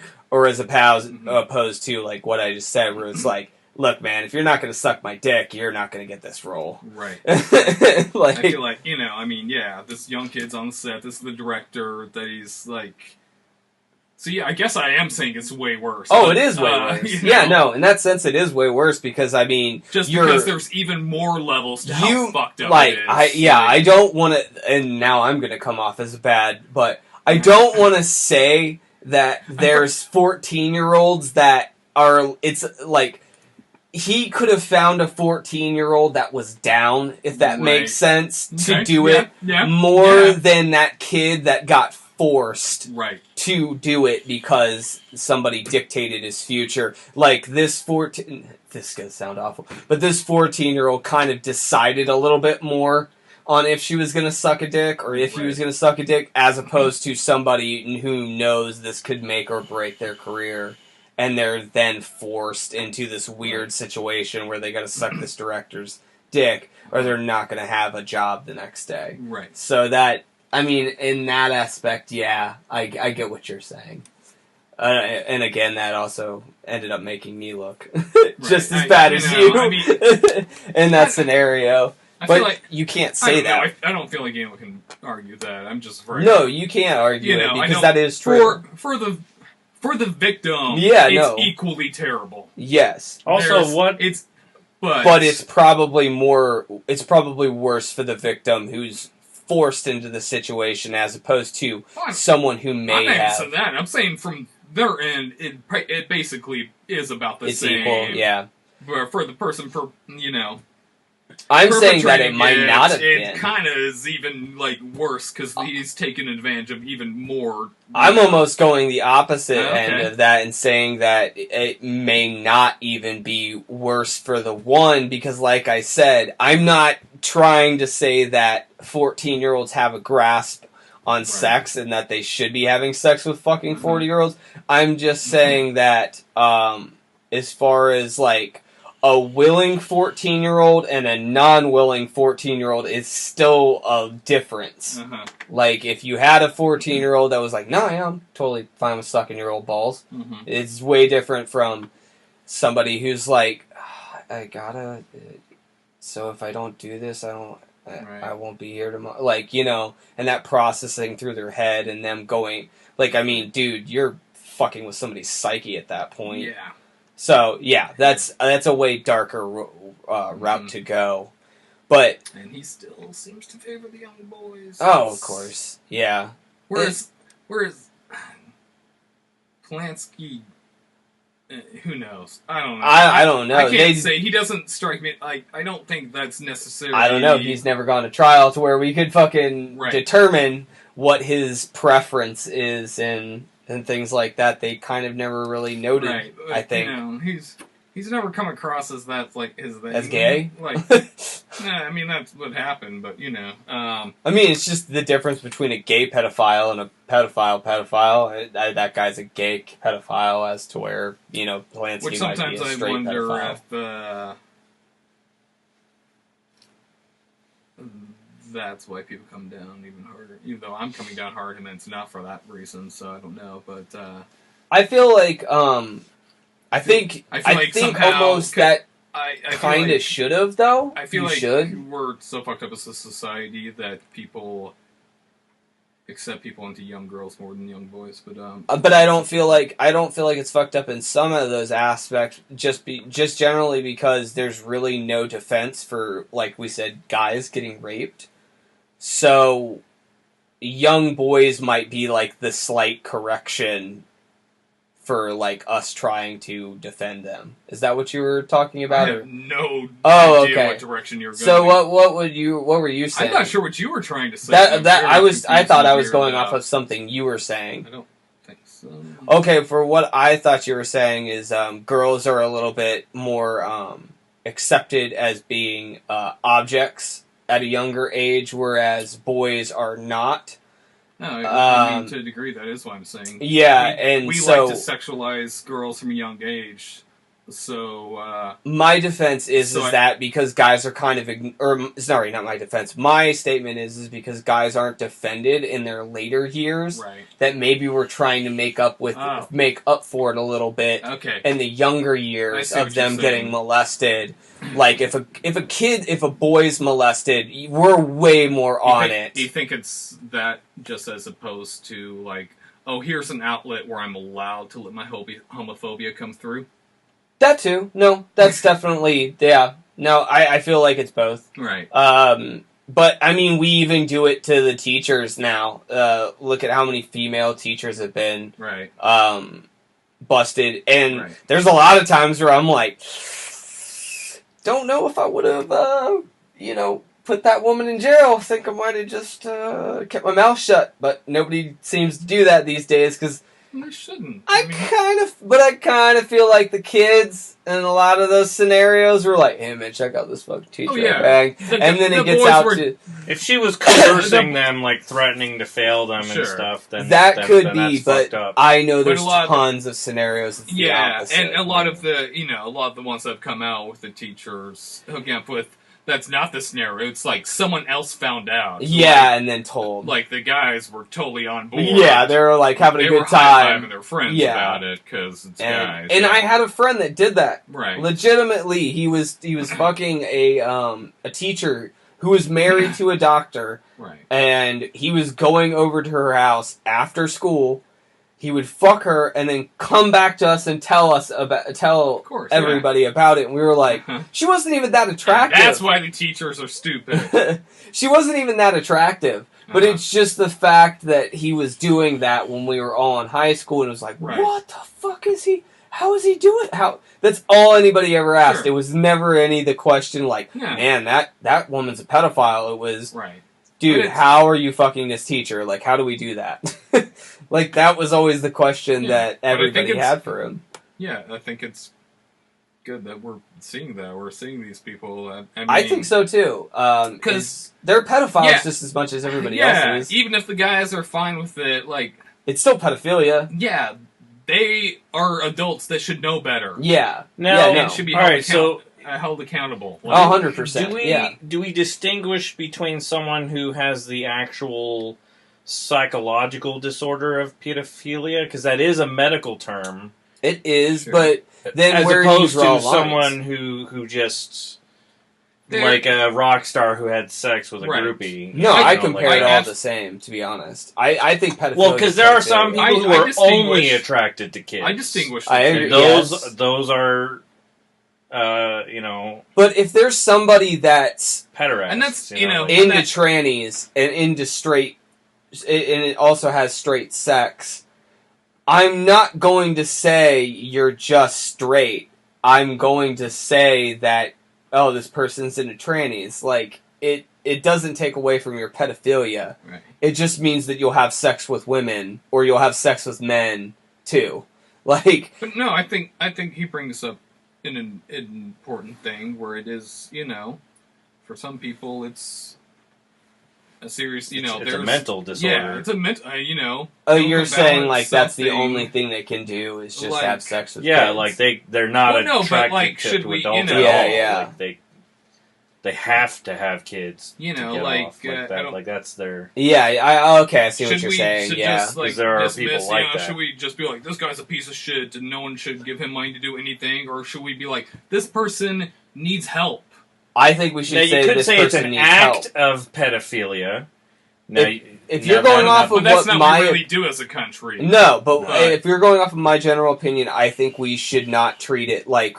Look, nothing works with suppression. We have proven this time and time again. Yes. You suppress something, it just makes it worse. Mm-hmm. The human psyche is not able to hold suppression. It never has been able to. It bursts out in different aspects of their life, and then it can turn into sometimes violent, more horrific things. That's why any person you've known that is... every son or daughter of a preacher, 9 times out of 10, is the wildest kid you ever met in your life. And the people who become preachers get busted for fucking kids because they're in that world of suppression. You can't have sex with her. You can't have sex with him. You can't do this. You can't do that. That's why abstinence only training. Wait, no. the abstinence courses in schools. When certain states force that on schools, they end up with higher teen pregnancy. Exactly. So anytime you suppress something, it just goes to show that does not fucking work. It's just never. Nope. Now, is it safe to say, hey, let's let them start fucking kids? No. But, I mean, here's one outlet, just on my opinion. Real Doll has 100% realistic, I would say pretty realistic looking sex objects. I'm not saying... They talk now. You know that? They have AI. So... And, like, robotic... so there you go. I'm not saying this is right on any aspect, but I am saying for the fact of actual kids not getting molested, and this may be stopping some of it. Oh, man. Why not make a real doll that's a kid and let them do that?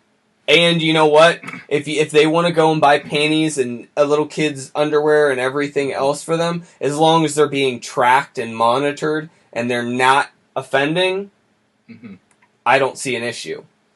Because if you're speaking solely on the fact that they're not attracted to, what other way are we going to help them? What if, like, girls or guys, like, draw a picture of a kid, like, on their belly, so the guy can have sex with them, but stare at that and pretend until they finally work their way up to get used to actually, having sex with an adult. Are they? We'll have to get portrait artists. Because you can't have no half-assing on that. Right. If they look at all like a stick figure, that's going to really kick them out of the sexual experience. No, probably. Do you ever see that tattoo the girl had, like, on top of her vagina? Right. Of, like, the little kid, like, crying and, like, holding on to like... Yeah, sure. That's a real tattoo. Right. And who fucked that? Like, the vagina, like, matches up with the vagina. And each time they have sex with a girl that has, like, that... it gets redrawn so that the drawing is like a year older, right? If right now the kid in the drawing ages by a year every time they have sex with this person until finally they're having sex with an adult and they're like, oh, I'm into this now. If you just have to work up to it. If you put subtitles under me right now, it would just say cringe at the bottom of it because that's oh god, like. Yeah, but I mean, back to my point. Back to my very disturbing point that I know is not PC. I feel like that's like making. Man, this is gonna be fucked up. Making artificial AI that are children and allowing them to fuck the AI that's kids is going to prevent. I would almost guarantee it would drop pedophilia down a good percentage. But it wouldn't... Not altogether? It wouldn't rehabilitate them, though. But how are you going to rehabilitate somebody who's only sexually attracted to one thing? Things like therapy and, because it's, Jesus Christ. I just got shown the picture of the baby. Fuck that girl. That's at the top of the Google search. I just typed anime. She's never getting fucked. There's no way. It's so bad. It's disturbing. Oh man! So I feel like I would imagine. Put that link under the description of the. The majority of people that it's stemming from something in their childhood. Yeah, most likely. But so that and I don't want to compare this to your gays. scenario might be fine to keep them from doing any harm to real people, but it's still. Isn't going to. It's not a correction. But I'm more on the. I'm more with the idea of like, what's diminishing the damage they're doing to other people. Yes, thank you. I'm more on the aspect of how do we just get rid of the situation, or at least reduce the situation, as opposed I'm not disagreeing there. Curing the entire world, because that can never happen. Will virtual reality eventually give? Yeah, and hopefully. You think this is going to give? I really think I don't want to. Yeah, I don't see. That's the. See, that's the thing is, like, I don't feel like that should be illegal. Right. I feel like you should just... If I'm not wrong, like... Yeah, okay, but let's make a brief... Even a fictional depiction of underage is illegal. But that's where I want to draw the line. Actually, it depends. If it's drawn as pornography. I actually know a guy whose pretty much entire career is drawing... lewd versions of kids from like animated films. Sure. Is it pornography, though. Basically, is it considered pornography? Like getting gang raped by like. Oh, okay, yeah, no, that's pornography. by like horses and shit. Yeah, like. And does he have to put a disclaimer that the models depicted are 18 and over? Yeah, that's a great point. Because those guys... You know what? I think he ended up being forced to at some point. And tons of he had to put... Tons of anime artists do this, too. Tons of anime artists do this. But they're very obviously kids. Oh, of course. And they make them smaller, and they give them all the aspects of a kid, but it still says 18 on that fucking... On that watermark, goddammit. The homo thing? Yeah, it's, they always do that. Right. But they're 18 and over. Yeah, they're 18 and over, yeah. I feel drawn like... characters are played by 18 and over actresses. I feel like if that's what you need to do to get around the loopholes, fine. The AI that you're speaking of... look, man, this is my, again... Whatever whatever makes less kids getting fucked. I don't care. Less kids getting fucked. Yeah, if it reduces the amount of kids getting fucked, that's the goal. So who gives a shit? That should be added into the plan for everything. Like, we need to rebuild our bridges in the state and figure out kids from getting fucked. Yeah, like that should just be tacked on to every bill. Yeah, like our goal is to reduce the amount of kids getting fucked in our town. I'm really disappointed we couldn't get Chris Hansen to sit in on this podcast. I feel like he would agree with us on certain aspects. Chris Hansen. Maybe not so much some of the others, but, you know. Just wait until we find out that he's a pedophile.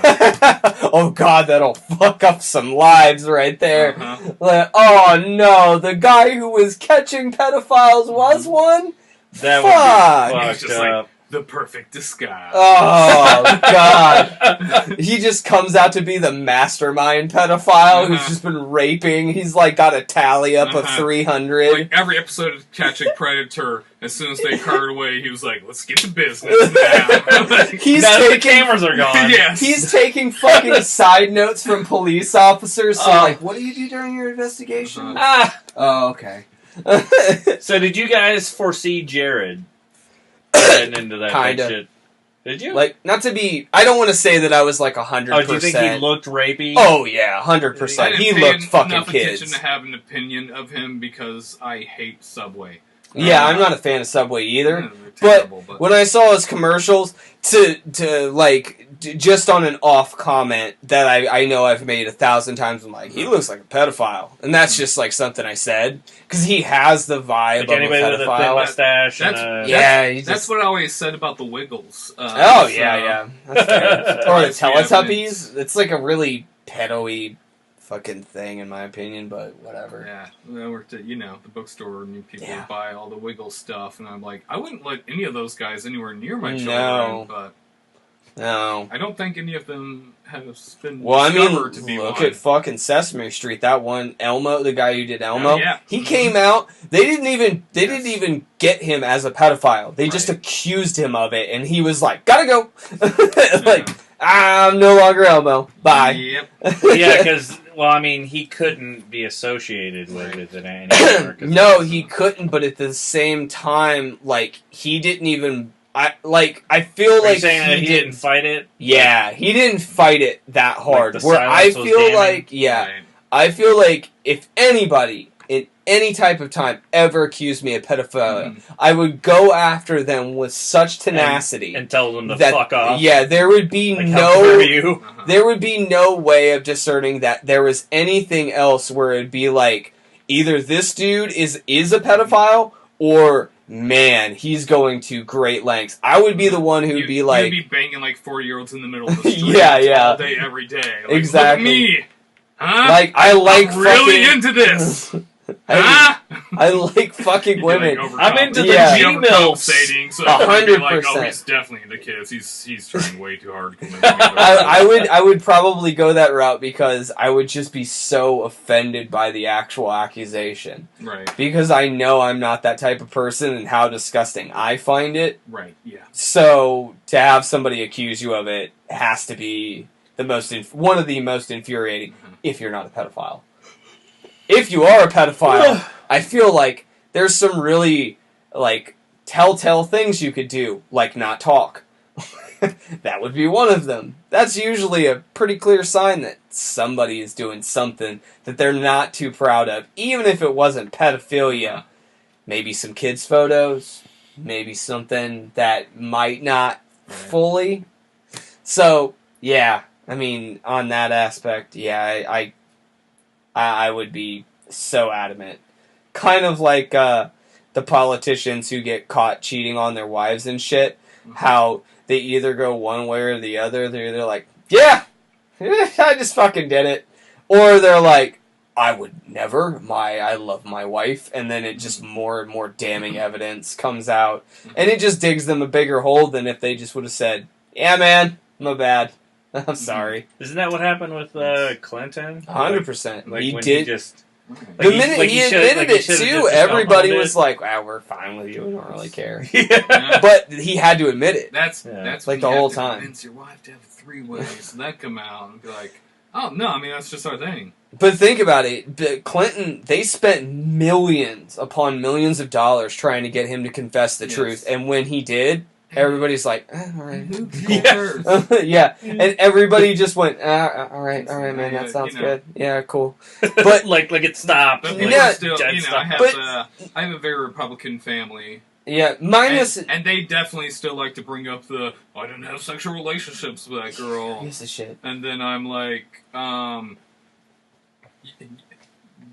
really? That's the thing. That's your point? With. Yeah, that's the issue. Did we suddenly forget Reagan? Yeah, really. Yeah, we did not trade arms for hostages. Yeah. Oh, whoops. I mean, we did, but... Did we also forget the fact that while Reagan was pushing the war against drugs in America, he was having CIA agents make negotiations with drug dealers to flood the streets in black neighborhoods and fucking having massive drug flow come through black communities and destroy them. Right. But, let's ignore that. Yeah, right.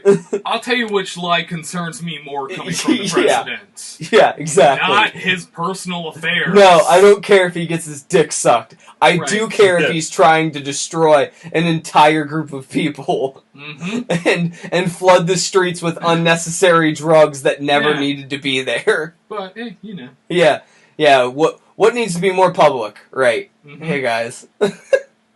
That's what's going on right now. We're being flooded with bullshit that the president is doing. That's politics. He's doing all this stupid stuff. But he's doing evil shit, too, that everyone's ignoring. Yeah, but everybody's... I mean, if you didn't see that coming, you're just fucking retarded. Yeah. Like, how else can I explain that you didn't think that Donald Trump wasn't gonna do something fucked up? Yeah. How on earth, through the many reasons that he gave you, could you not see him doing something stupid? He literally was proclaiming that Mexico was going to be the people who built the wall that blocked them out of America. Like, I mean, not to make the stereotypical joke of who's gonna build it or anything like that, but seriously, you're going to have fucking Mexicans build a wall that oppress themselves? Like, that is the dumbest fucking thing I've ever heard. And then to state that they're going to make the money, or they're going to pay for it, it's showboating, it's him knowing how to twist the media, but it's also his personality and how he thinks, and like what he knows will get him the best ratings. Right. Well, just extrapolate that to anything else in his own personal life and how he goes through shit. People that are so against immigration, Yeah, I mean, they're the problem. Maybe if they weren't so fucking proud of America all the time, everyone wouldn't want to come here. And, if they were like, America's #1! I'm like, stop telling them that, and they won't want to come here. And right? Then we're top 10, wins, right? Like, and we're then maybe 10. Think the fact stop talking us up so much. You make us look way too appealing. Maybe think about the fact that I've never heard that argument. Your fucking relatives were also immigrants mostly. Right. There's like no there. 100% there's no Native Americans because we murdered all of them. Right. They don't exist unless you want to go to a casino. Like, that's literally what we did to the actual group of people that were supposed to be here, and we just decided to commit genocide on them, honestly. So, why are we pretending like we're special? We're not. We're fucking immigrants. All of us are. Yeah. So it's a stupid statement to even make. Even when they had that Coke commercial and they were like doing the national anthem in all different languages, and then everybody got into an uproar because like they're like, this is not American, blah blah blah, and it's like, you don't get any more American. What? Yes, it is. It's 100% American. In fact, one of our statements was in the, like, what was it, 50, maybe earlier 20s? We're a melting pot of society, that we're a blend of cultures. Yes. America is such a melting pot. That's what makes it America. And we even had a thing, like, it was so funny, this guy put up his grocery store, and he took out all the foods that were made by other ethnicities. There wasn't a grocery store. Yeah. It was like 3 or 4 things you could pick up, and the rest was all gone. Just to show. People of the world, America is not white. You know? I feel we went on a whole lot of some confusion over the years. How long ago was it that Irish people were being talked about the way we talk about Mexicans? Not that long ago. No. I mean Irishmen. Historically speaking, not like that long ago. 100-something years ago. Let's just throw up the movie Gangs of New York. It expressively states how the Irish were treated at that time period. They were lumped in with Chinese and Mexicans. They were. I mean, how do you say it? They were basically the other. Yeah. I mean, they were the other black guy, basically. 100%. I was going to use the word, but I was like, it's tasteless. Yeah, that would have been inappropriate. Yeah. So, basically, they're the other black dude. I mean, Irish were considered that. And even in Civil War. I mean, they didn't go through the same stuff that black people did. No, that's not what I'm saying. But they were still treated, considered outsiders. They were treated of a lesser class when they first entered America. Yeah, don't mistake it. Like, their white skin helped them out a little bit. Oh, definitely. Yeah, they weren't they weren't beaten in streets. No. Yeah. Not definitively, like... not if they're out in the sun, it didn't. Yeah. They burn like motherfuckers. But, yeah, that... I mean, just the fact... very much so. And really, the Irish have had a kind of a bad go altogether as far as a group of people. Right? Didn't fare too well here. Didn't fare too well in Ireland. Yeah, I was going to say, in their own country, not faring too well anywhere. I mean, now they're doing good. They're doing alright. But, wow, for a while, getting fucked pretty hard by everybody. They had going for them is that they weren't Scottish. Yeah. Pretty much. But I mean, what are you going to do? Well, let's see. We went through every gamut of every social construct of what's right and wrong. You guys want to go back to some nerdy shit? Please. We're already at the 2-hour marker, and I know I'm going to be editing this to almost 2 hours, because we've had a lot of great conversations, honestly. I really don't even like when we get political, so... Really? I like this conversation a lot. You know what? Like there's a lot more back and forth when you get to that point. I will talk about this briefly, just because I want to talk about it. I don't know, Michael, if you've seen Death Note, the anime, at all. Bits and pieces here or there. Of it. So, I recently watched the film, the live action, and then after I watched the live action, I decided to then go back to the anime and watch a lot of that. Originally, I was going to say that the movie was not as bad as I thought it was going to be, but then when I went back to the actual anime, I have to say it's a total piece of garbage. It's nothing like the iteration in anime. I mean, not even to the slightest degree, almost, other than some character ticks, millions of plot holes, millions of bad commentary, and in fact, if I wanted to sum it up and relate it to something, you remember those MTV films that MTV got so popular doing for a while? That's what it made me feel like I was watching. So if you can get the gist of the idea of how bad that is already. Is it Nicholas Sparks' The Death Notebook?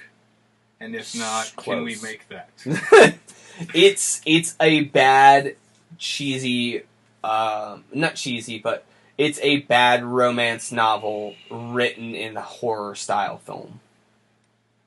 Whereas in Death Note was a suspense thriller based off of detective deduction and two people going against each other. It then turned into an emotional spat in the live action. So in the anime, you have two characters that are going off side by side, both very intelligent, very motivated towards their goals of one catching the killer named Kira, and then one trying to figure out how to kill him, because in Death Note, you have to know the name and see the face to be able to kill the person, where Light, or Kira, was trying to do, but he couldn't figure out L, who is the other character. He couldn't figure out his real name, so he goes through all of these things. They took all of that and turned it into a high school drama, and then made Light scared, stupid, and insecure, where he was an extremely confident and considered himself a god, which is what makes the story. Honestly, if you go watch the anime, the character is portrayed in this light that I don't think I've seen anything else portrayed in so far. Now, you might be able to, since you have way more of a cinematic background than I do, but there's very few things I've seen that are even remotely close to what they went for, I felt like, as far as the storyline goes, as opposed to what they did as a stereotypical bullshit plot, finish, everything. It all, like... The teen demographic is still the most desired demographic in films. So. I get it. Just, can they just make stuff for adults, man? Like... I feel like adults just appreciate stuff more, and they don't appreciate it with their wallet enough. How, though? I buy more stuff, and it's kid stuff. Like... How often do you go to the movie theater? A lot, actually, still. I go a pretty fair, consistent amount, and especially if it's something that I love. Like, I almost see all Marvel films in theaters. Almost all. You and everyone else. Yeah, but I mean, like... so for a couple of things, I was never really into Ghost in the Shell, to be honest. So, I didn't really give a shit about not even the fact that they were like, oh, this is a bunch of whitewashing and blah, blah, blah. I didn't give a shit. I was more like under the thing of like, well, I didn't really care about Ghost in the Shell anyway, so... Yeah, that's why I didn't see it. Yeah. I never saw the anime much. I liked the anime. Oh, see? I didn't watch the live action. I mean, but... and you don't have to. It's not necessary. And probably they ruined it. I don't see how that's... Most likely. Yeah. It's really hard to take something... And I even said this... They took something like Death Note, which is 2 seasons, which, I think Maddie told me it was like 25 episodes. But I said, okay, well then, think about that. Then that's a half an hour for each episode. You've got 25 episodes. You're looking at like 10 hours, 10 to, maybe a little bit more and some change of just a storyline, and then you're looking at an hour and 30 minutes of a storyline. I mean, I'm pretty sure I can count on one hand the number of what I would consider successful American versions of foreign films or TV shows, and even those, even iffy. Even on the one hand, successful does not mean superior. Yeah, agreed.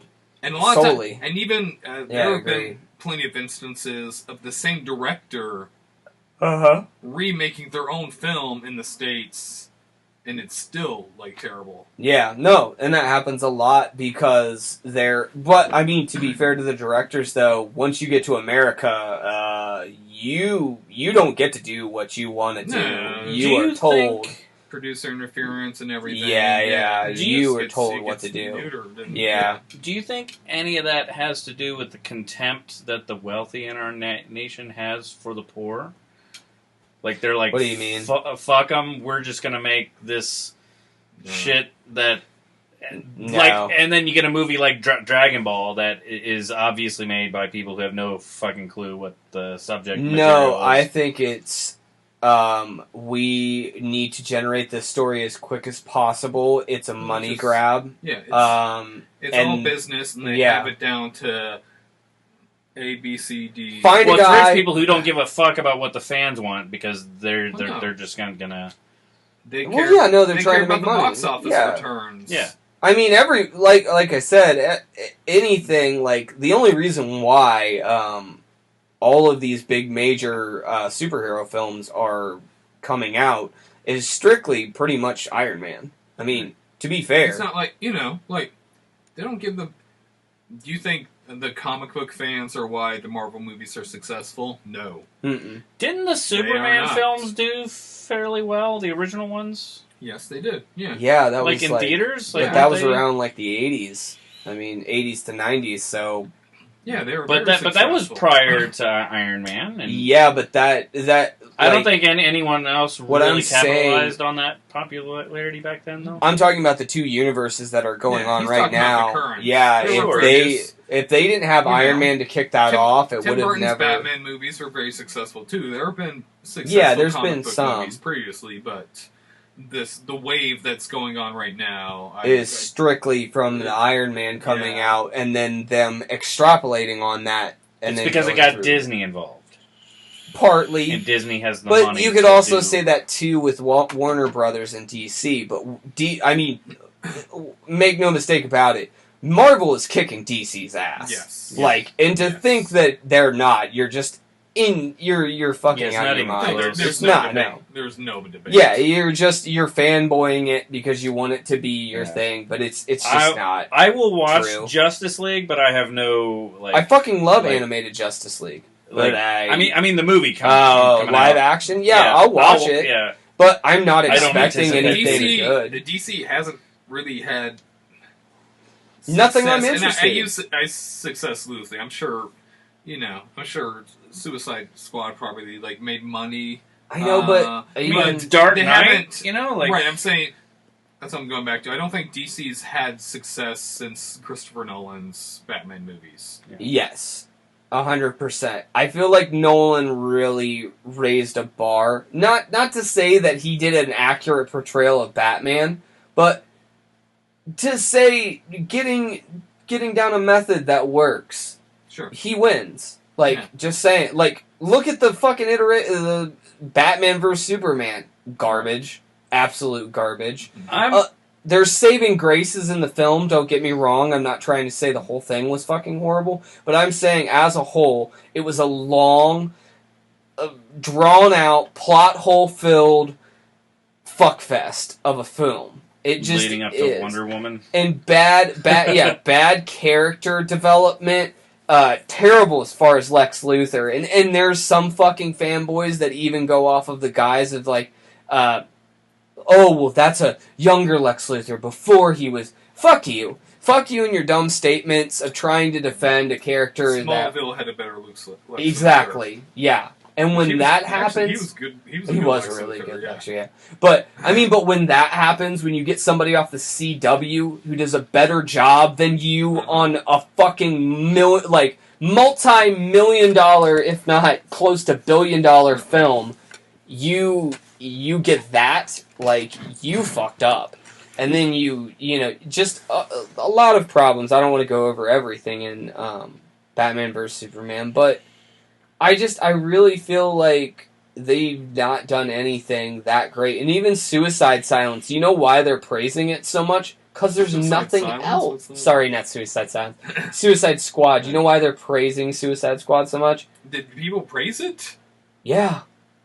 Heavily. I did not hear a lot of praise. That film, no. I watched it and I was like, eh. As an underground thing, that film has been praised heavily. Now, if we're talking about critics, no. But people in general, and do you know why they're doing that? Because it's the best thing that came out of DC. Well, out of everything. Now Wonder Woman, though. That's why I kind of tried to put the qualifier with DC not having success, because people could point to, like I said, I'm sure Suicide Squad made its money back. It did. So, in terms of that, it was a success, but it wasn't well received. No. It wasn't, as received as it should have been. But as far as, the films go, it was received better than them. Here's some fun Suicide Squad trivia. A guy I know in comics was excited because he created that El Diablo guy. Mm-hmm.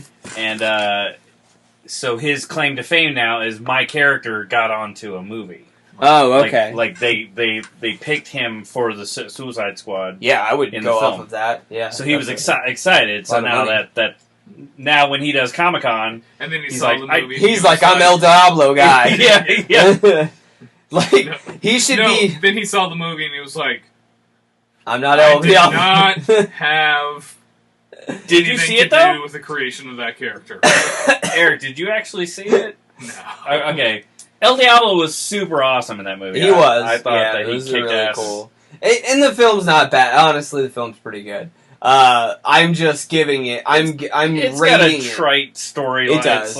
It's all of the big blockbuster films. It was Independence Day, with that big swirly doomsday. I'll see it eventually. It's like three stories that got fucked together. I'm pretty sure that's what it felt like. I'm pretty sure that I know exactly what I'm going to watch without having seen. Oh yeah, no, I guarantee you could guess what you're getting ready to watch.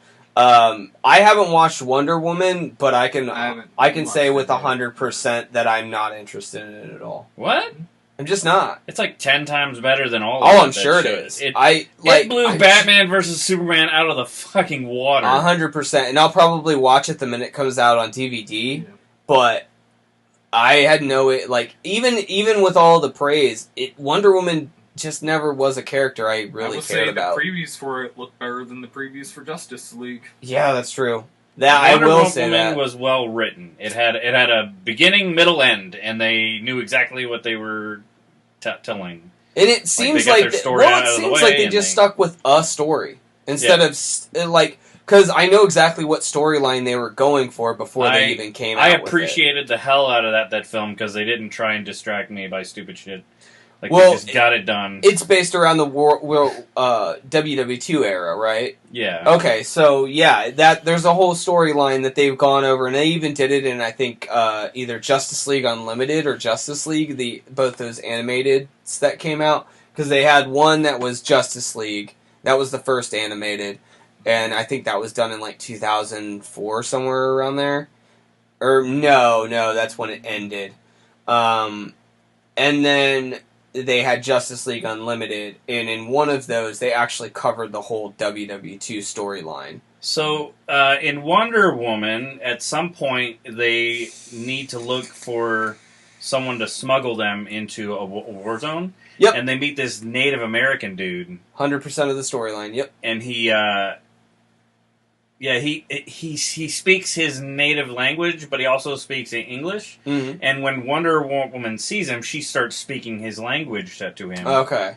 And then they just have a conversation in Blackfoot or something. Yeah. And that was like a quick aside, and then they just kind of move on. Mm-hmm. And he's super impressed by her and ends up helping her out and stuff. Yeah, no, and there's people who are saying that character is supposed to be some sort of Native American character in the Justice League. Wait, he's impressed with her because she can speak his language? No, it's because of something she said or did. I know who they're talking about. It's the Indian that can grow in size, I believe. I just made that super racial. By the way, I was just like, that Indian. Like, it's okay. Anyway, I mean, the Native American that is supposed to be able to grow in size, I believe, is actually the. Some of the bigger nerds are saying that he's like some sort of Blackfoot god, like a because like on Super Friends, like he's one of the Native American deities or something. Maybe I missed the mark on that. I thought it was speaking about the guy that can just turn into a larger guy. It could be because he was in the Justice League. Yeah. So I mean that was my go-to, but either way, if they brought him back for Justice League, it'd be awesome. Yeah, it would be, like, I really think, but me and Erik have talked about it. What they would really do is do, what's that? The one animation that me and him agree upon heavily, New Frontier. New Frontier. That we grew up heavily on? No, not grew up. That we agree on. Oh, that we agree on heavily. Oh, it's so good, yeah. Yeah, why not do that, but in a grand scale live action? Yeah. You could easily do that one. Oh, I would be on board for that. Yeah, that would be fucking awesome. It's an amazing animated film if you haven't seen it. They won't. Yeah, I've seen it, but like they can't get Green Lantern. They can. They're just being fucking stupid about that because Ryan Reynolds did a bad portrayal. They always like. That's the only thing. I don't think Ryan Reynolds portrayed him that bad. But the overall movie was if you go on fucking media, everybody shits down his throat and everybody else's throat for that film. I think he did his best. I think he had no choice in the matter. They gave him an option to either play a superhero now or have the possibility 10 years later to maybe play Deadpool. So he went with the sure option where he could play Green Lantern, and when he showed up, they didn't even have a script written. Right. So as he was going through just being the actor... I think blaming him for that movie being terrible is really stupid. No, it is extremely stupid. It is not blaming the actor it is not most the of the time. performance that ruined that movie. No. No one watched that movie and was like, man, this would have been amazing if it was just someone else in the role. Yeah, nobody would have ever said that. No. You could throw the best throw Daniel Day-fucking Lewis in there, or Leonardo DiCaprio, or one of the major artists that they have out right now. Do you think DiCaprio could play a superhero? Yeah. You think? Not Green Lantern, but... one of the Wonder Twins. Power of water! Form of water. Yeah. No, if well, let's see. Who could you see Leo playing? Oh, man. I actually would be super into him playing, like, Booster Gold or some ridiculous fucking role. Well. I think that would be entertaining as hell to just see Leo do something like that. Okay. Just because I think he could nail it, honestly. If he was doing a Booster Gold, that would be pretty funny. He wouldn't be my first selection for a Booster Gold. I just think it'd be funny to have Leo. I guess if we go away from DC and Marvel, there's plenty of you can. I mean, any superhero. I'm not just saying those two. Like, there's totally. I can't think of any else. You can fucking make him Bloodshot. It's a bad one for pick, but I'm just saying you could pick whoever and go off of it. I think there's some. Marvel characters or DC characters. Swamp. So he's just CGI. He's a voiceover. Dead Man. Dead Man? Yeah. I don't fucking care. I feel like shave his head. I feel like you could put him into a lot of roles. Who could play Dead Man? We all know who would play Dead Man. It's gonna be Doug Jones. Yeah, it would be. Yeah, it totally Doug would Jones. be. He's the only one skinny enough. I'd be fine with Doug. I'd be fine with totally Doug Jones. fine with that. Don't get me wrong. Yeah. Okay. Yeah, I can see. But you know, Doug Jones.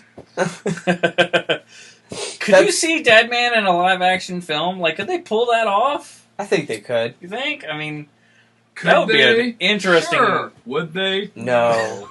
Because everything they take, for some reason, everybody demands... I mean, that's DC, right? Well, DC more than Avengers. Avengers have figured it out that all the comic nerds, they actually want the suits. They don't want the all-black bullshit like they did in the, first couple X-Men, where everybody just wore a black leather suit and there was no color and no nothing, and you're just like, where's fucking Wolverine right now? Mm-hmm. I'm just seeing a dude in a leather vest fight people. Oh, you know what's funny? There was one character pulls out a successful Alpha Flight movie, then I'm gonna be impressed. Alpha Flight? What's Alpha Flight? Such a stretch of fucking films. Alpha Flight is, the Canadian superhero team. Oh, like meaning this will never happen. They're like the Canadian... Wolverine was with them for a while. They're like the Canadian equivalent. Is that where... Which would be the only Canuck grab. Or whatever was it? Which, by the way, would be the only grab for them to do something like that. And he would have to be very heavily in it because everybody would be like, who's what are we talking about? Okay. Yeah, that X-Men film with all the black suits, there was one character with a true to comic costume, and it was Jubilee. Jubilee, she shows up in the movie for like 10 seconds, and she's got that dumb, bright yellow jacket on. It's hilarious because she has one of the most ridiculous costumes. Yep. And everybody's like, where's all the other fucking ridiculous shit? She had the most 80s costumes. And guess what happened? And she didn't even talk. She was just... Or maybe she did talk. But they made corrections. If you watch more and more X-Men films, the more and more they kept going with the X-Men, they're more and more like, well, put the fucking costumes in, man. So people are getting mad. They're like, yeah, dude, put the fucking costume in. Well, what are you when doing? they gave Magneto his start throwing some shit in. And they started making Magneto's stuff colorful, too. Right. At first, it was a very mute purple, and then now they're like, pink, purple, red, fucking... Because we're like, I want to see Famke Janssen in, some skin-tight green thing. Yeah. Or was that just me? Yeah, no, I want to see it. I mean, I guess, if you're talking... Oh, I totally didn't even think about that. What's her name? The blue girl. Mystique. Yeah, she was pretty much true to comic. I mean, you can't really she got that. Shit on pretty Except she didn't, they didn't give her the belt with the skulls on it. You know who didn't get shit on and who did? Yeah. I wasn't, What is it? Who's her name? Jennifer Lawrence? Is that who I'm thinking of that portrayed? That did the, younger... She did the young version, yeah. So, Rebecca Romaine Stamos, nobody had a problem with her. Not from what I heard, at least. Yeah. Everybody had a problem with Jennifer Lawrence was portraying Mystique. I don't know why. I didn't think she did overall a bad job, but it wasn't anything. I wouldn't have, put it this way, I wouldn't have made her the lead star in some of the films like they did with the performance that she put on, considering some of the actors that they had, Tyrion was in Days of Futures Past, and he was fucking awesome in that. Yeah. And he was in a pretty good amount. Peter Dinklage is his real name. Okay. Oh. Yeah, sorry, I was just doing it as what. Not too many people know Peter Dinklage. So. I thought it was a comic book character's name. I never. You almost have to say Tyrion because the amount of people know Peter Dinklage as opposed to the name Tyrion is kind of. It can be like the guy from The Station Agent. You mean? Yeah. Exactly. Elf from Elf. Yeah.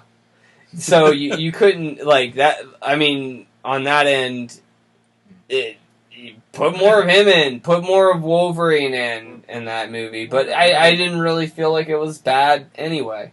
So, but they the X-Men have figured it out. Days of Futures Past, except for Apocalypse, is the best X-Men movie they've made. So. Agreed. Yeah.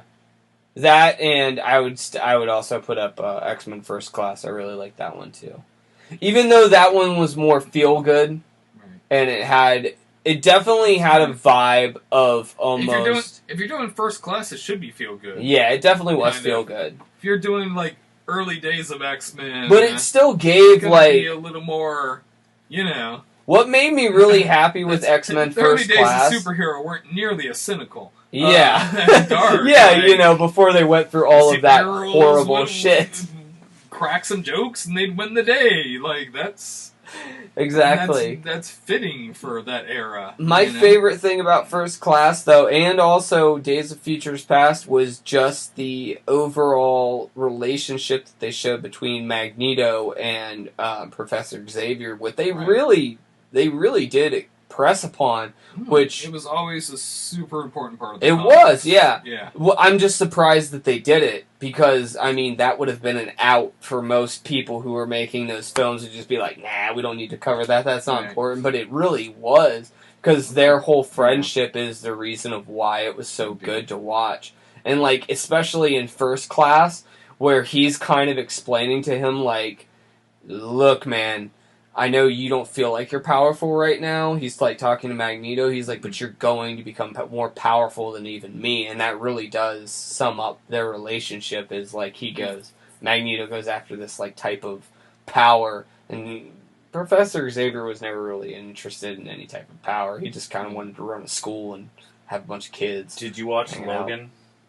I did. It just depressed the fuck out of me. That's all that happened. I didn't. That was kind of the intention of the movie. I think. Here's my problem. Because they made Logan, why in the fuck did we have the movie The Wolverine? You don't need two films that take his powers away, for one.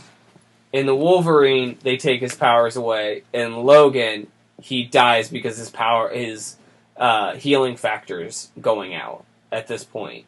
And so he can't survive those crazy ordeals that he used to. But in Wolverine, they give him a poison, and so he can't manage regular wounds like he used to. Well, they were based on two completely different comic books. But Wolverine was way off on the actual comic book of what they were speaking about when Logan did go back to Japan. It was based off of the Silver Samurai, but the love story and the way that it went was the full reason why he came back, not to pay his respects to that guy, is because he loved another woman, and he, at one point in earlier Japan, he fought for the right to marry her, and so he had to beat that whole the clan's the top guy, which was the Silver Samurai, and he beats him, but because he's still an outsider, they still won't let him. And then he later comes back and comes to find her as an old woman and shit like that. But I feel like they could have gone with a story like that, but instead they decided to go with the story that really had no realm inside the comic book world other than what they were making. And in that, they made tons of problems and loopholes and everything else. Like the fact that the poison works, but when he gets seriously injured, it doesn't work, and he can heal back up again. Things like that. When he gets seriously hurt, his healing factor magically comes back. But when he gets tiny cuts and shit, it's, I can't heal like I used to, and his cuts stay open for much longer. Yeah. And so that leaves these problems where they could have just not done that movie altogether. I choose not to acknowledge the Wolverine. It just things like Wolverine that. Wolverine gets a little close to Superman, where he's almost overpowered. Yeah, but so they have to constantly take away his power so you can feel like there's a threat there. Just don't they do that with they do that Except with that all Wolverine has a much more interesting character than Superman, so you 100%. really don't need to. You know what the funny? Yeah, you know what the funny thing is you too. can just focus on Wolverine's personal flaws, and you're like, there's a lot. That is enough of a handicap. They're like, this is a story. No, they do that with Spider-Man too. They always make him weaker, always. And in defense, as a kid, he is weaker. He grows into his powers. They mention it, but they don't that's why I praise this one so much, because they accurately depict things like him being able to stop what's his name? The Winter Soldier's arm, where other people couldn't. In Spider-Man, that was a cool shot. Like, whoa, yeah, that's awesome. That 100% he would have been able to do that with ease because he's topped out. Like they said, he could lift 20 or maybe it was like 20,000 tons or something like that. 20 pounds. Well, he says in the beginning of the movie he stops a bus with his bare hands. Yeah, yeah, you have to do that. Yeah, it's like Spider-Man. He has extreme strength. It's one of his major attributes. And in fact, they never actually recorded how strong Spider-Man was in the comic book universe. So he's kind of limitless right now. You could go as far as you wanted to with the character. You could make him Superman. They're not going to, but he's fought the Hulk, right? Yeah, he's fought the Hulk, and there's been it's always comical when Spider-Man fights because that's the way it's supposed to be. But because he's not just he's not the typical smart-ass kid. Yeah, but at the same time, it's like they really try and dumb down his powers a lot most of the time because they want to show a vulnerability, and it's not his powers are not the vulnerability. It's the fact that he's a kid that's his vulnerability because he makes poor decisions. He doesn't have the hero mentality, and that's why he's learning, but that's why he has such great power. Hence that whole fucking statement of with great power comes great responsibility. I haven't read all of them. Maybe Eric has. The Spider-Verse comics. You know what I'm talking about? You mean the new one that just came out? No, there's been there's a whole anthology of the Spider-Verse comics where it's different versions of Spider-Man throughout the multiverse. Yeah. Oh yeah, that's always existed. There's there was a whole collection of a spiraling storyline that each one the Spectacular Spider-Man is the Spectacular well, now there's Spectacular Peter Parker is one of them. You've got Spider-Man, Ultimate Spider-Man, The Amazing Spider-Man, Spider-Man 2099, Spider-Man with Miles Morales as opposed to the regular Spider-Man. So you've got Iron Spider-Gwen, Spider-Gwen, Gwenum. Confusing, but yeah, it's an alternate timeline where Peter dies instead of Gwen Stacy. Yep, and there's a lot of things you can do with Spider-Man, but I feel like which we always... Have you seen the previews of the new game coming out? Oh, it looks amazing. I've also heard because that's an older Peter. He's not a kid in that game. Yes, he's an adult in that. But also, I heard that PlayStation has had some trouble keeping up with what the Spider-Man game has been able to output.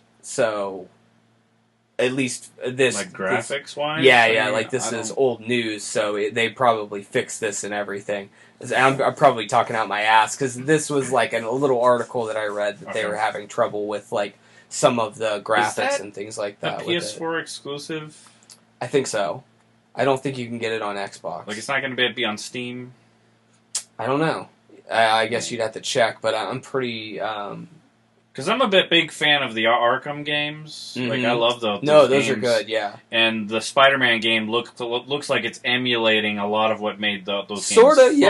Yeah. I you know how Batman has the aiming for his grappling gun in the game? They did that with Spider-Man.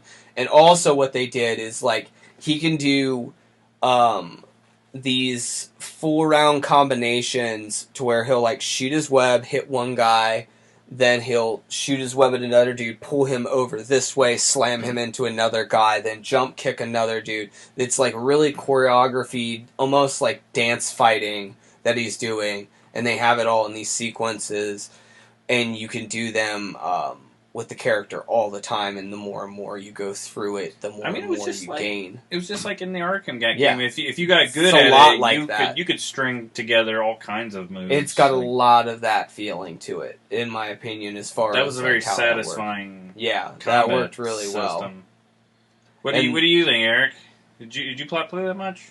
No, I don't think you played Arkham at all. I know you own one, you right? did? Well, I played them some. Okay. What did you think of the fighting system? Because that's...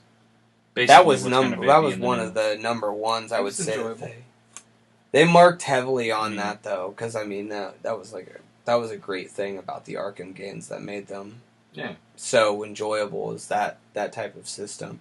I feel like the games got better and better too. I didn't feel like there was any slack as far as like good storylines and shit. So yeah, I really liked them. I mean, the fight sequences that one got pretty silly. satisfying. And just, which one? And just battering all over town, whatever, was immensely satisfying. Arkham Origins, or I think it was called. I think the first one was kind of corny. Well, the one where they changed the voice actor for the Joker, like it was a whole other guy. Was it Arkham Origins? Is that the one? If you're talking about Arkham Origins, I think that was the one with actually Mark Hamill in it. No. The one I'm talking about doesn't have Mark Hamill. It starts out with where he's fighting the Killer Croc. Well, like you're speaking about the first one. Yeah. No. Are you sure? Because I'm pretty sure the first one, it started out with him fighting the Killer Croc. I feel like it was. And then at the end of it, Joker is a part of it. And then the Joker... okay, it's not Arkham Asylum. Okay. It's not Arkham City. Okay. Okay. And then there's Arkham Knight. Yep. That's not the one I'm talking about so either. You're talking about Origins. So I'm pretty sure I'm talking about Origins. And then there's Blackgate. Arkham Blackgate.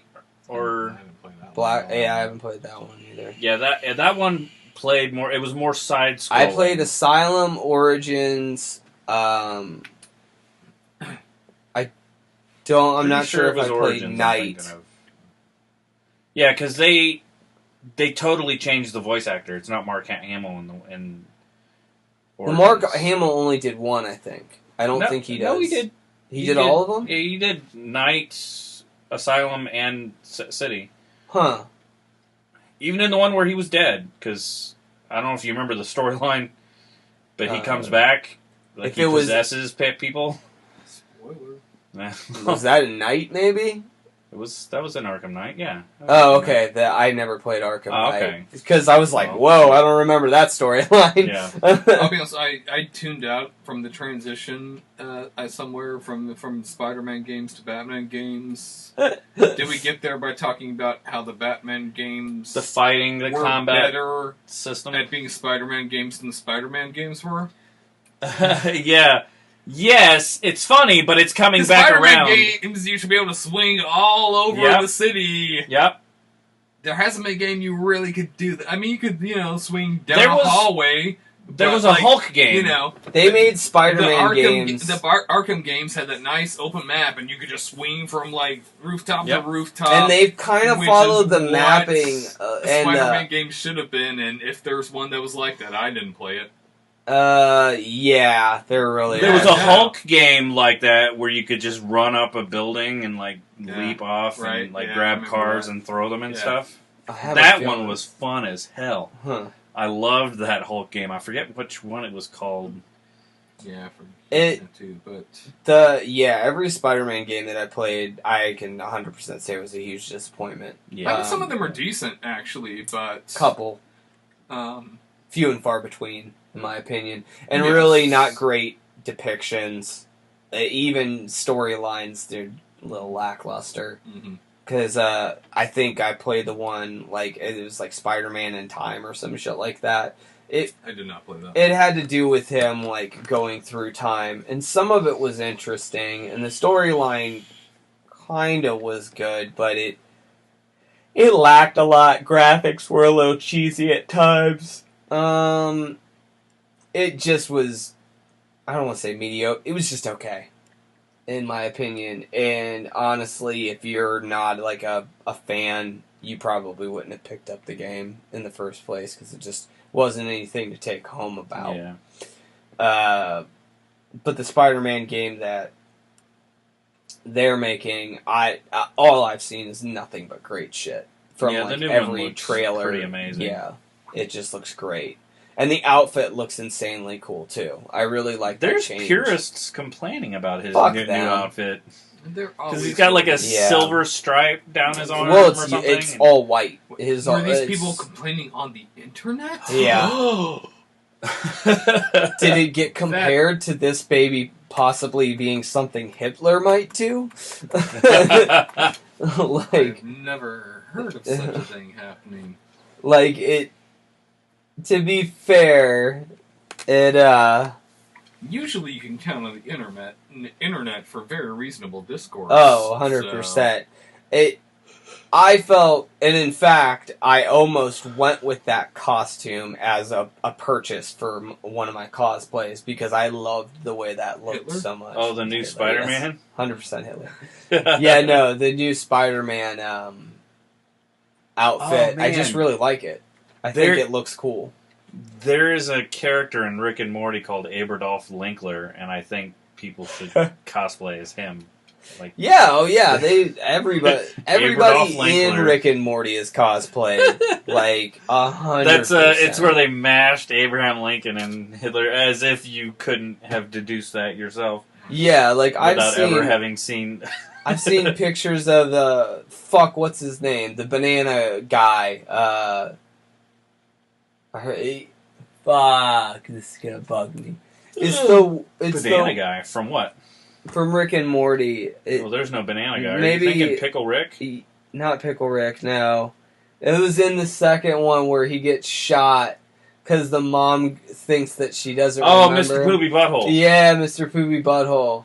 Yep. Sorry, he kind of looks like a banana. He's yellow. Yeah. But yeah, Mr. Poopy Butthole. I've seen fucking cosplay of that. Yeah. So I mean, it's everywhere. I've seen cosplay of the Eye-Hole Man, which was a commercial for the show. It was like a fake commercial that they did for a brand of alien cereal called Eye-Holes. Everybody goes so deep when it comes to cosplay. Sometimes they're just like, not even that. I mean, they gotta find that one character that nobody else is doing. Yeah. I mean, they do the same thing, like I said, with the cosplay gender swaps are pretty prevalent. A lot of women do it, too, because there's not too many, like, female characters.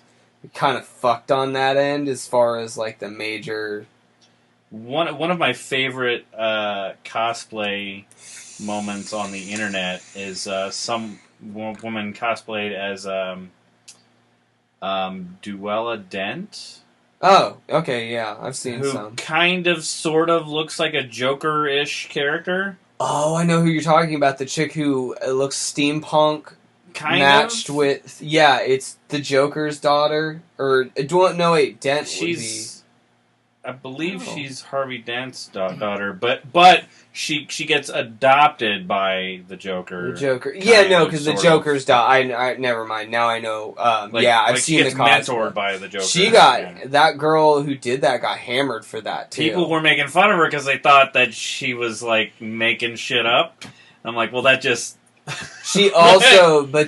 her costume was fucking perfect. She also came back with a statement. Like it was on point. Where she said something along the lines of fucking fanboys talking shit about characters they don't even know. And then she posted up the fucking side-by-side. And it was like, take a nice firm and go fuck yourself. Nerds. Yeah.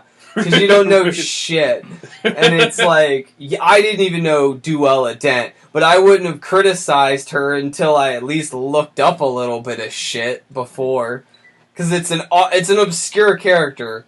Kind of, yeah. I don't think she made too many appearances. Sure. No, not many at all. I mean, they have something like a comic called The Joker's Daughter and stuff like that, where they kind of follow on that. But who's reading that fucking comic? Nobody gives a shit about The Joker's Daughter. They want to watch 50 million reiterations of the Joker. And how many different ways they can obsess over making him slightly different in each iteration. Well, like I like the Injustice. This version of the Joker has dreads. Yeah, he's got tattoos in this one.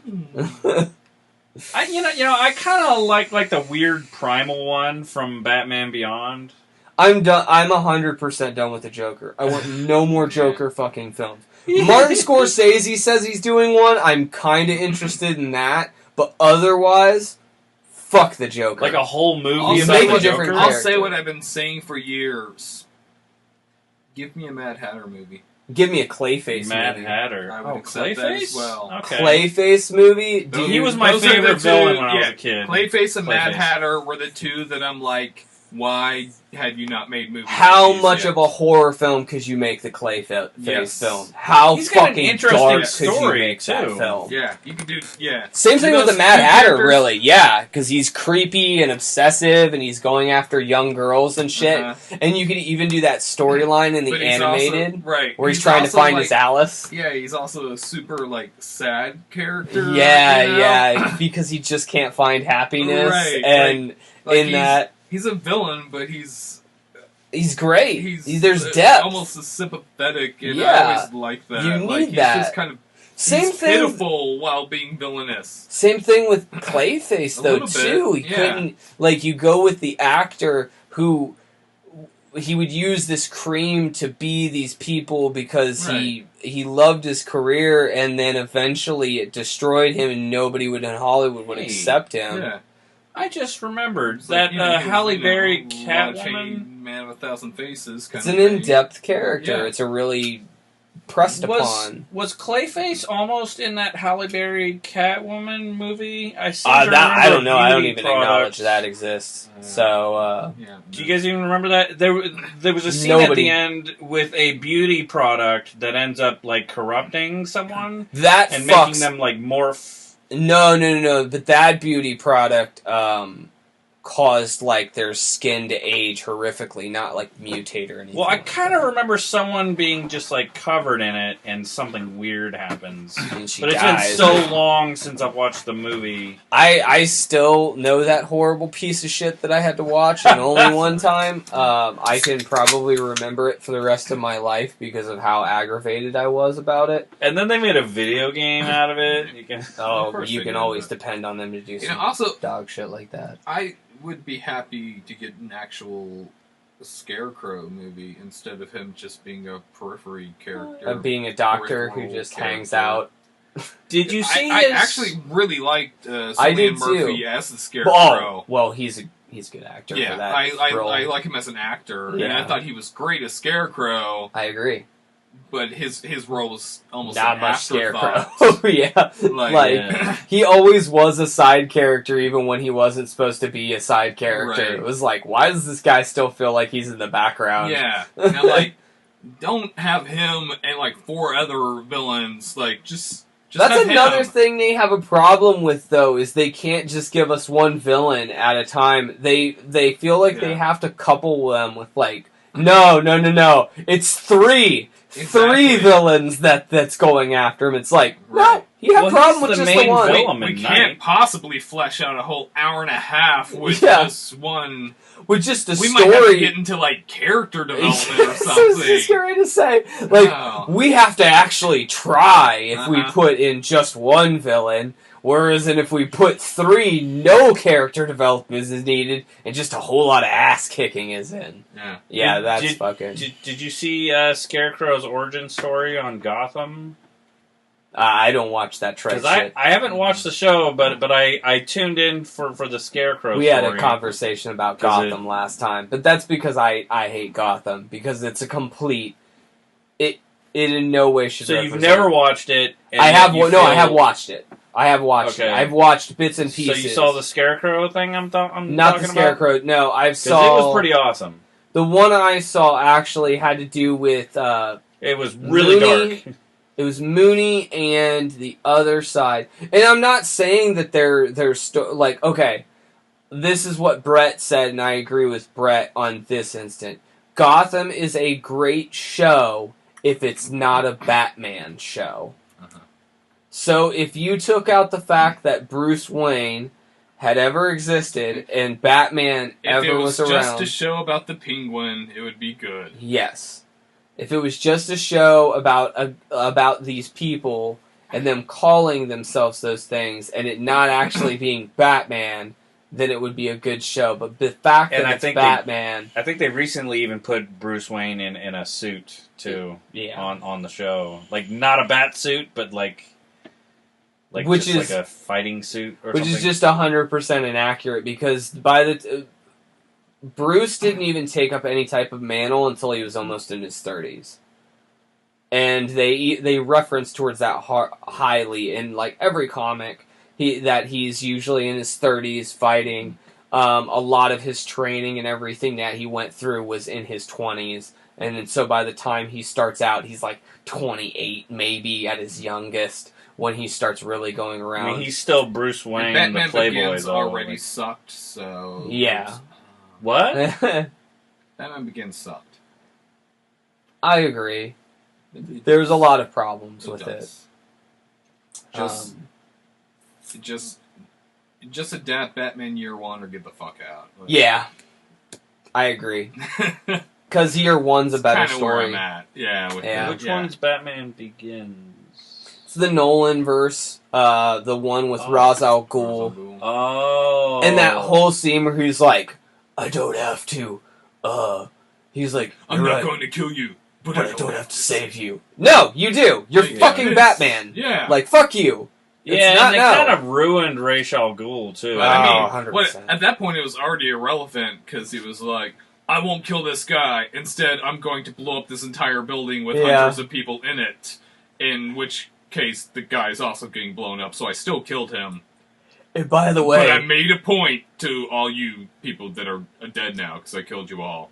Ra's al Ghul's a bitter old man who only focuses on Gotham and not the world in this iteration. He's just focused on this one city and not everybody else in world domination. Yes. Fuck everything else. Gotham is it. You know what's great about Batman Begins? Go back, rewatch it. Fast forward every single scene with Katie Holmes and see if it affects the movie at all. Because it doesn't. 0%. Do that in The Dark Knight, though, too. And I'm not even bad-mouthing Katie Holmes. Other than that dumb side love story? Useless, has no bearing on the movie at all. No. Yeah. No point whatsoever to the film. They could have cut her out and it probably would have been better. No, it literally does not affect the film at all. Yes. But I again, so Dark Knight... Look at, what's her fucking name? Maggie Gyllenhaal? Yeah. What? Yeah. What did she really matter? No. It wasn't... Other than them to set up Rise? Wasn't as overbearing, but it's like, basically, there's, like, this unwritten rule that started back in the Tim Burton days, where every Batman movie, he has to reveal his identity to a girl. Yeah. Which he would never do. No. But it was... In fact... It was terrible. Only Adam West ever did do that? Not that I recall, no. No. Yeah, no, he kept that shit a secret the whole way through. Adam never disappointed. Started with Michael Keaton revealing himself to Kim Basinger, and now we have to do that in every single film. Did Adam West have an Alfred? Yes. Why don't I remember Alfred from the TV show? Because you need to rewatch. Really? He was in all of it. Yeah. He pushes the button a lot of times for them to go down in the cave and shit like that. Well, yeah. I don't remember who played him though. I don't remember the actor's name. Yeah, I don't remember now. that, but I mean, was he an older there's guy? definitely an Alfred. Yeah. Was there an Alfred in the one before that with the George? What's his name? The so you're talking black about, and white one? You're talking about those serials? I don't know about that one. That one even reaches too far back for me. Because he didn't even have a Batmobile. He had like an Oldsmobile. He was just driving around. Yeah. And he had a utility belt, but it only had like one thing on it. Yeah. And his whole like and cow. He would just tie him up and throw him on a curb. I've watched the old serials, but it's been a while. I don't remember. His suit was funny, like the ears were floppy. His cow looked like it was made out of felt. Yeah, he had a soft cloth cowl. It was very strange. He still had a bat cave too, though. I think. I mean, you can't really get rid of the bat cave. And Erik and me touched on it too last time, but no detective aspects in the films That's the other anymore.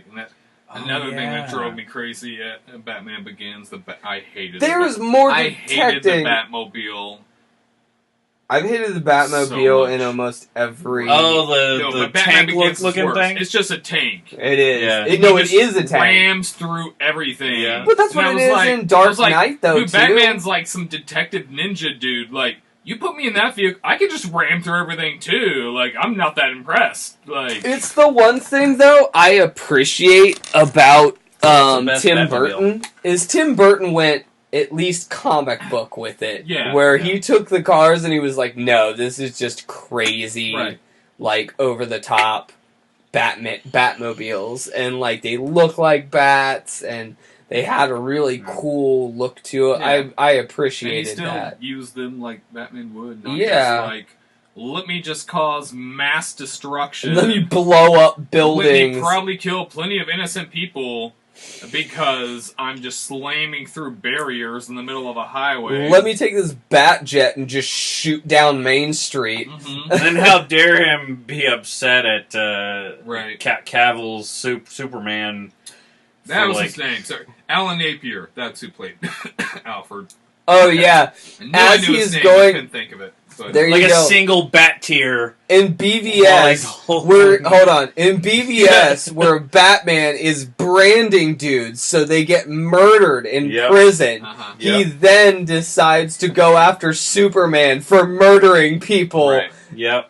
and it's not even technically his You fault. probably remember Alfred. Oh I yeah. was gonna say, as soon as you see him, you're like, yeah. He's being, I mean, on the grand scale of things, yeah, it's an Does he have an alien action destroying. Probably. Probably he doesn't. On the line of like a superhero destroying buildings, it's like, well, that shit's gonna happen when you're saving people. You can't just always fucking not get away with some people dying. Just saying, when you're having monsters causing cataclysmic fucking devastating events, it's just gonna happen. Right. But if you're just a dude going around marking people and fucking shooting up buildings and stuff, you're an asshole. Yeah. Like, there's a difference between fighting giant monsters and regular guys that could be incapacitated. And that's maybe one of the things that they did get right about Batman vs. Superman, is that he is an older Batman, so his moves and techniques are a lot more brutal, because he can't do the 5-punch combo that knocks the guy out nicely. So he's got to do like these really thrusting, powerful hits that just knock the dude out. And he kind of doesn't have as much care for their health at this point either, because he's older and he's just like, I want to see like the way older Batman. You know, like the one that's just like I would have loved to have angry seen and violent and. I would have loved to have seen a live action of The Dark Knight Returns. Yeah. Like that Yeah. that It would have would. been some fucking killer shit. Where he ends up murdering the Joker at the end. Isn't that what the? Is that the Yeah, one? yeah, no, Where he that just like that breaks his happens. neck at the end or something. Well, it's not at the end. It's more like around the third act, I would say, because there's the first two. So the first one starts with him just dealing with his own psyche, because he's no longer been Batman for about 10 years. That's the first act, I would say. Yeah. Then the second act is him getting the cowl back on, and then he has to go defeat this main villain from what's called the Mutants. And he goes and beats the shit out of this guy. The third act is the Joker going on a rampage, which then causes what's the fourth act, which would be power going out in all of Gotham, I believe, because of something one of the villains did from one of the previous acts. And then him having to become martial law at that point. And that's the fourth act. Actually, I think there's more than fucking 4 acts. Because then it goes into, he kills the Joker, and that sets off the... Oh, wow, no, I got my stories mixed up. I'm very, very sorry. So, second act is him beating the Mutants guy. Third act is him helping out the city. Fourth act is him killing the Joker. And then you could say fifth act is him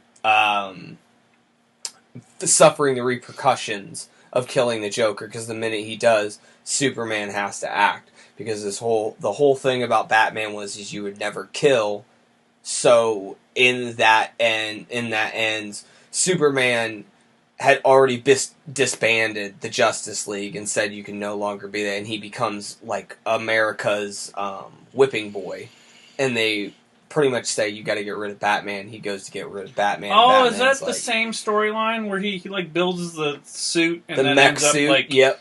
beating Superman to like within an inch of his life? And they have that great poetic. He's like, I want you to remember this, Clark, for the rest of your days. For in your darkest moments, he's like, when nobody's around you, I want you to remember the day when I beat you. Like, he's telling him, like, a mortal man beat you. And it's such a beautiful moment because it's this...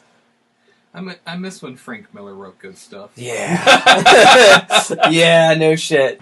Was he the one that wrote the weird racist Superman character? Do you know what I'm talking about? The weird, like... Well, he's smirking, so he clearly knows what you're talking about. What am I thinking of? It was like a weird, like...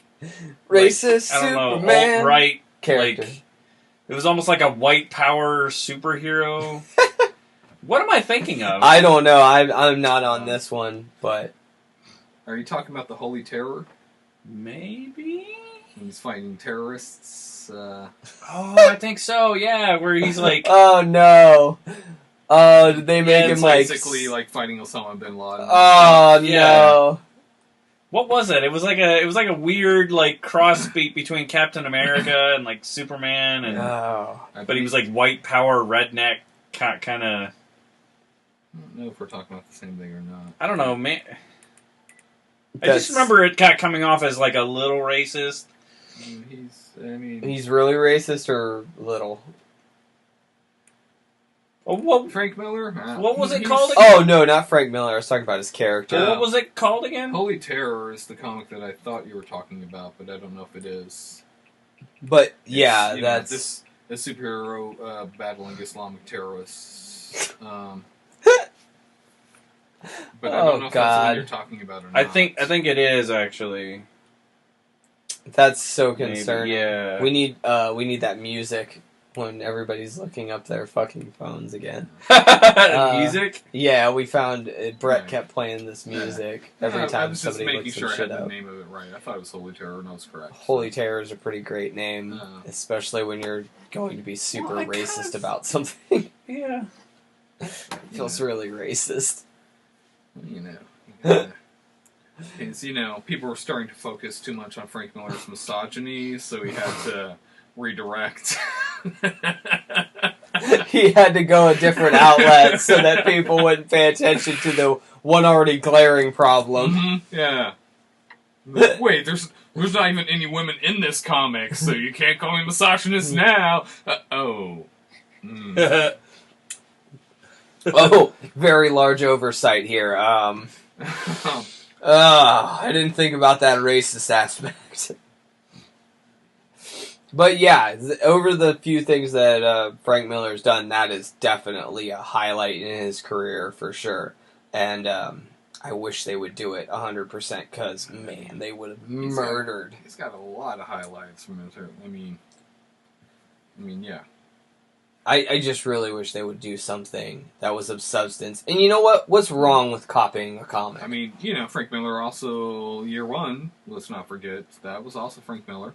Yeah, I know you're getting on the Frank Miller, and I agree. But what I'm saying is that why is it that we can't make good stories, like people can come up with original stories on their own, and we just do the actual adaptations to what the films really are? Like, why can't we just do that instead of these, I've got to do it in my image, and it's got to be my feel, and it's got, like, just do the fucking Are you talking about Hollywood? Because the producers... I know, I'm just... And the producers, it's, I just feel like it's the constant battle between art and commerce. if it's already written material and it's been given to the public before it's been given to anybody else, like, I feel like you shouldn't tamper with it. But if somebody just brings you a script, it didn't test well for audiences. I'm sorry. if somebody brings you a script, these 30-year-old housewives didn't like how it was, so we got to change it. And you agree to said script, well, then, you're at fault just as much because you agreed to the script knowing some of the word usage. And maybe if you actually paid attention to, like, the plot and what they were doing, you would... cares about plot. You would care, but with this, it just... They didn't care. Like, that's my major problem with DC, is, like, it just feels like they don't care. Marvel feels like they care the whole step of the way. Granted, I get angry a lot of times with some of the, like, them wanting to pile fucking joke after joke all the time. I'm like, you don't have to make everything a gag.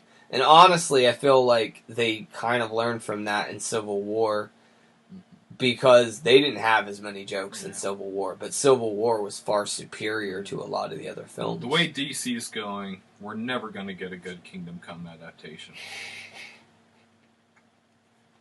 Which I would be the way DC's I would going, be on board for. We're never going to get any side characters that are going to have a good, like, just take everybody that you can think of that would be great side characters, and they're never going to get their moment, in my opinion.